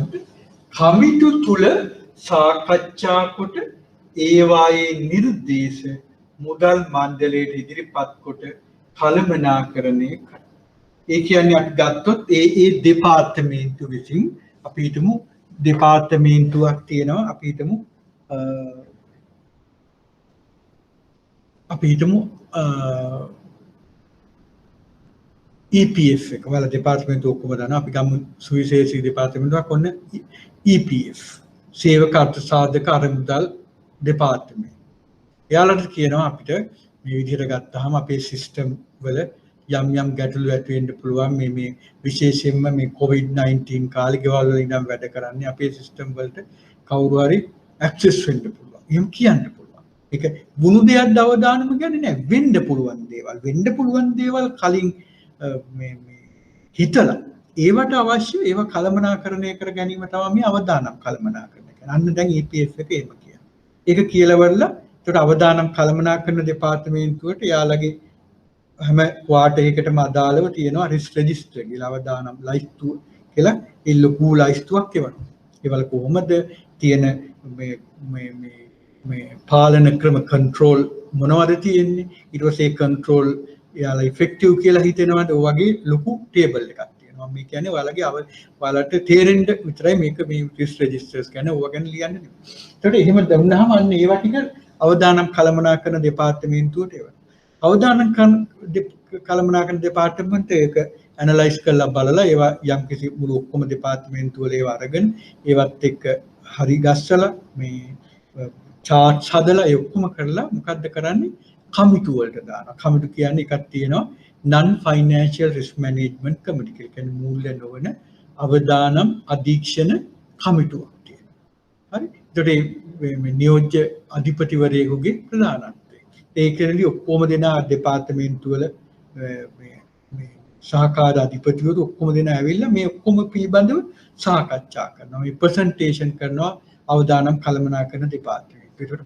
මේකට මොනවද විසඳුම් කියලා. අන්න එහෙම කතා කරලා එකඟතාවලට එයාලා නිර්දේශ කරනවා. ඊට පස්සේ ඒකින් පස්සේ මම ඕගොල්ලන්ට උගන්වපු කමිටුවක් තියෙනවා බ්‍රොක් කියලා. Board Risk Oversight Committee කියලා. ඒකට දානවා. ඒකෙන් දීර්ඝ වශයෙන් අරවල එන කරුණු සාකච්ඡා කරලා එතනින් නිර්දේශ දෙනවා. ඒත් අන්න ඒවා අවදානම් කළමනාකරණ දෙපාර්තමේන්තුව විසින් මුදල් මණ්ඩලයට දානවා. මුදල් මණ්ඩලයට මේවා සාකච්ඡා කරනවා. ඒත් අපි හිතමු සයිබර් රිස්ක් වලට එහෙනම් මොකද කරන්නේ? අපි හිතමු මේ කියනවා සේවක අර්ථසාධක අරමුදල අපිට සේවකව මදි. දැන් අවුරුදු 2-3 ඉඳන් අපිට සේවක ප්‍රශ්න තියෙනවා. අන්න ඒවා දාන. ඒක හයි රිස්ක් එකක් වෙනවා. අන්න ඒ විදිහට නම් කරනවා. හයි රිස්ක් ඊළඟට සබ්ස්ටෑන්ඩඩ් වගේ මේ රිස්ක් කියන ඒවා කැටගරයිස් කරනවා. කළාම අන්න ඒවා ගෙනියනවා මුදල් මණ්ඩලයට. එහෙනම් මුදල් මණ්ඩලයෙන් නිර්දේශ ගන්න පුළුවන් වහාම සේවකයින් බඳවා ගන්න. වහාම IT වලට අවශ්‍ය ඒ ලෝකයේ තියෙන හොඳම තැනකින් ඒ සයිබර් සිකියුරිටි තියෙන ඒවා ගන්න. අන්නේ. දැන් ඒ විදිහට මේක මේ මූල්‍ය නොවන අවදානම කියන එක කළමනාකරණය කරන්නේ මේ විදිහට. ඊළඟ ඔයාලගේ විභාග ප්‍රශ්න වල මෙතෙක් අහලා තිබුණේ මූල්‍ය අවදානම් කළමනාකරණය. කළමනාකරණයට මූල්‍ය අවදානම් කළමනාකරණය කියන එකට එන්නේ එතකොට මොකද්ද? වෙළඳපොළ අවදානම්, ණය අවදානම් සහ ද්‍රවශීලතා අවදානම්. ඒවා මනින්නේ කොහොමද කියන එක අපි කතා කරා. කළමනාකරණය කරන්නේ කොහොමද කියලා කතා කරා. මම හිතන්නේ ඒවා ඔයාලා නෝට් එකක් දාගන්න. ඊළඟට මෙතන කතා කරා මූල්‍ය නොවන අවදානම්. ඒතර අන්න මූල්‍ය නොවන අවදානම් මහ බැංකුවක හැම මහ බැංකුවකම වගේ ඒක මූල්‍ය නොවන අවදානම් කළමනාකරණය කරනවා නම් කරන්නේ මේ විදිහට වෙනම දෙපාර්තමේන්තුවක් තියෙනවා. ඒවා අනිත් දෙපාර්තමේන්තු වලින් ඔක්කොම එකතු කරගන්නවා. එකතු කළවල කමිටු ස්ට්‍රක්චර් එකක් කරා කමිටු ව්‍යුහයක් කරා ඒවා සාකච්ඡා කරලා ඒවා සම්මරි කරලා ඒවට අවශ්‍ය කරුණු ඔක්කොම එක්ක දෙනවා මුදල් මණ්ඩලයට. මුදල් මණ්ඩලයේ අවධානයට යොමු කරනවා. එහෙනම් අපි මේ අරමුණු මහ බැංකුවේ මේ අරමුණු ආර්ථික මිල ස්ථායීතාවයට මූල ක්‍රමයේ ස්ථායීතාවට ළඟා කරගන්න අපි කොච්චරක් අවදානමක් දරනවද කියන එක ඒ රිස්ක් ටොලරන්ස් ලෙවල් එක දෙන්නේ කවුද? මුදල් මණ්ඩලය. එහෙනම් අපි හරි. අපි මේ අවදානම මේ විදිහට දරන. හරි මෙහෙම සයිබර් ඇටැක්ස් එන්න පුළුවන්. නමුත් මේ COVID-19 යටතේ අපි කියනවා මේ විදිහට ගෙවල් වල ඉඳන් වැඩ කරන්න දෙනවා. නමුත් මේ කන්ඩිෂන්ස් අත ඒවා තමයි කන්ට්‍රෝල්. අන්න එහෙම දීලා කරන්නේ. නේ ඒකට යන්නේ මේ වගේ දේවල් තමයි මේ ඇති වෙන්නේ. මොකක් නිසාද? මෙහෙයුම් අවදාන. Operational risk. එහෙනම් අතනදී අපිට වඩාත් අර මම chart එකක් විදිහට ඉස්සලා දුන්නා ඔයාලට මූල්‍ය අවදානම් මොනවද? ඒවා මනින්නේ කොහොමද? ඒවා කළමනාකරණය කරන්නේ කොහොමද කියන්නේ. ඊළඟට මෙහෙයුම් අවදානම් මේ විදිහට මොනවද මෙහෙයුම් අවදානම් කියන්නේ? මොනවා කොහොමද ඒක කළමනාකරණය. ඒ කියන්නේ ඒකත් ඔයගොල්ලන්ට දැන් වැටහිලා තියෙනවා කියලා කියනකොට මේකෙන් එන ප්‍රශ්න ඔයගොල්ලෝ ලබන ඊළඟ වාරෙදි මගෙන් අනිවාර්යෙන් අහන්න. ඒ වගේම අපි ලබන වාරෙදී මේ විදිහට අවදානම් පැත්තෙන් අහලා තියෙන විභාග ප්‍රශ්නත් අපි කරමු. ඒකට මේක එච්චරයි ඔකට දැන් ඔයාලට මේ පාඩමේ අපි මේ කරපු මූල්‍ය ප්‍රකාශන මූල්‍ය ගිණුම් වල ඔක්කොම දේවල් දැන් මේ ආවරණය වෙලා තියෙනවා. එතකොට ඒ අනුව දැන් ඔයාලට 2014 සිට 2019 දක්වා සෑම ප්‍රශ්න පත්‍රයකටම පිළිතුරු ලිවීමේ හැකියාව තියෙනවා. ඒක නිසා ප්‍රශ්න පත්‍ර ටික එක ලොට් එකකට ගන්න. ඒ ලොට් එකකට අරගෙන එක හැම එකටම උත්තර ලියදී දැන් අවදානම් කළමනාකරන ප්‍රශ්නෙටත් දැන් දන්නවා. ඒක නිසා එක ප්‍රශ්නයක්වත් බැරි වෙන්න විදිහක් නැහැ. ඒක නිසා අනිත් දවසේදී ප්‍රශ්න ටිකක් තරම් එන්න. ප්‍රශ්න ටිකක් තරම් එන්න අද මේ අවදානම් කළමනාකරණය ගැන ආපු ඒවල ගැටලුකාරී තත්ත්වයන් තියෙනවා නම් ඒවත් අරන් එන්න. එතකොට අපිට පුළුවන් මේ ගිණුම් ප්‍රකාශනවල පුනරීක්ෂණ කොටසත් මෙතනින්ම ඉවර කරන්න. මොකද හේතුව ගිණුම් ප්‍රකාශනවල පුනරීක්ෂණ එක මෙතනින්ම ඉවර කරනවා කියන එක අදහස් කරන්නේ මෙතනදී ඒකත් එක්ක බලපුවාම මේ මූල ප්‍රකාශන ඔයාලට ඉතා පහසු වෙනවා උත්තර ලියන්න. ඒ නිසා ඕගොල්ලෝ මේ ඉදිරි සතියේදී ඒ කොටස කරන්න. 2014 සිට 2019 සැප්තැම්බර් දක්වා සෑම ප්‍රශ්නයකටම උත්තර ලියන්න. ඒකට මම ලෑස්ති ඒවා ටික සාකච්ඡා කරන්න. එහෙනම් ඒ ටික කරලා අපි අනිත් පාඩමට යනවා. එහෙනම් ඊළඟ පාඩම මම විදිහට මම කතා කරන්න බලාපොරොත්තු වෙන්නේ උද්දමන ඉලක්කකරණය සම්බන්ධයෙන්. එතකොට ඊට ඉස්සෙල්ලා මේ සියලුම ප්‍රශ්න වලට උත්තර දීමට ඔයාලට හැකියාව තියෙන්න ඕන. ඒ වගේම ඔයාලට හැකියාව තියෙන්න ඕන ඒක අනිවාර්ය ප්‍රශ්නයක් විදිහට බාර අරගෙන උඩින් ඒකට ලකුණු 20ම ලබා ගැනීමට කටයුතු කරන්න. එහෙනම් මේ රෙකෝඩින් එක මම මෙතනින් අවසන් කරනවා.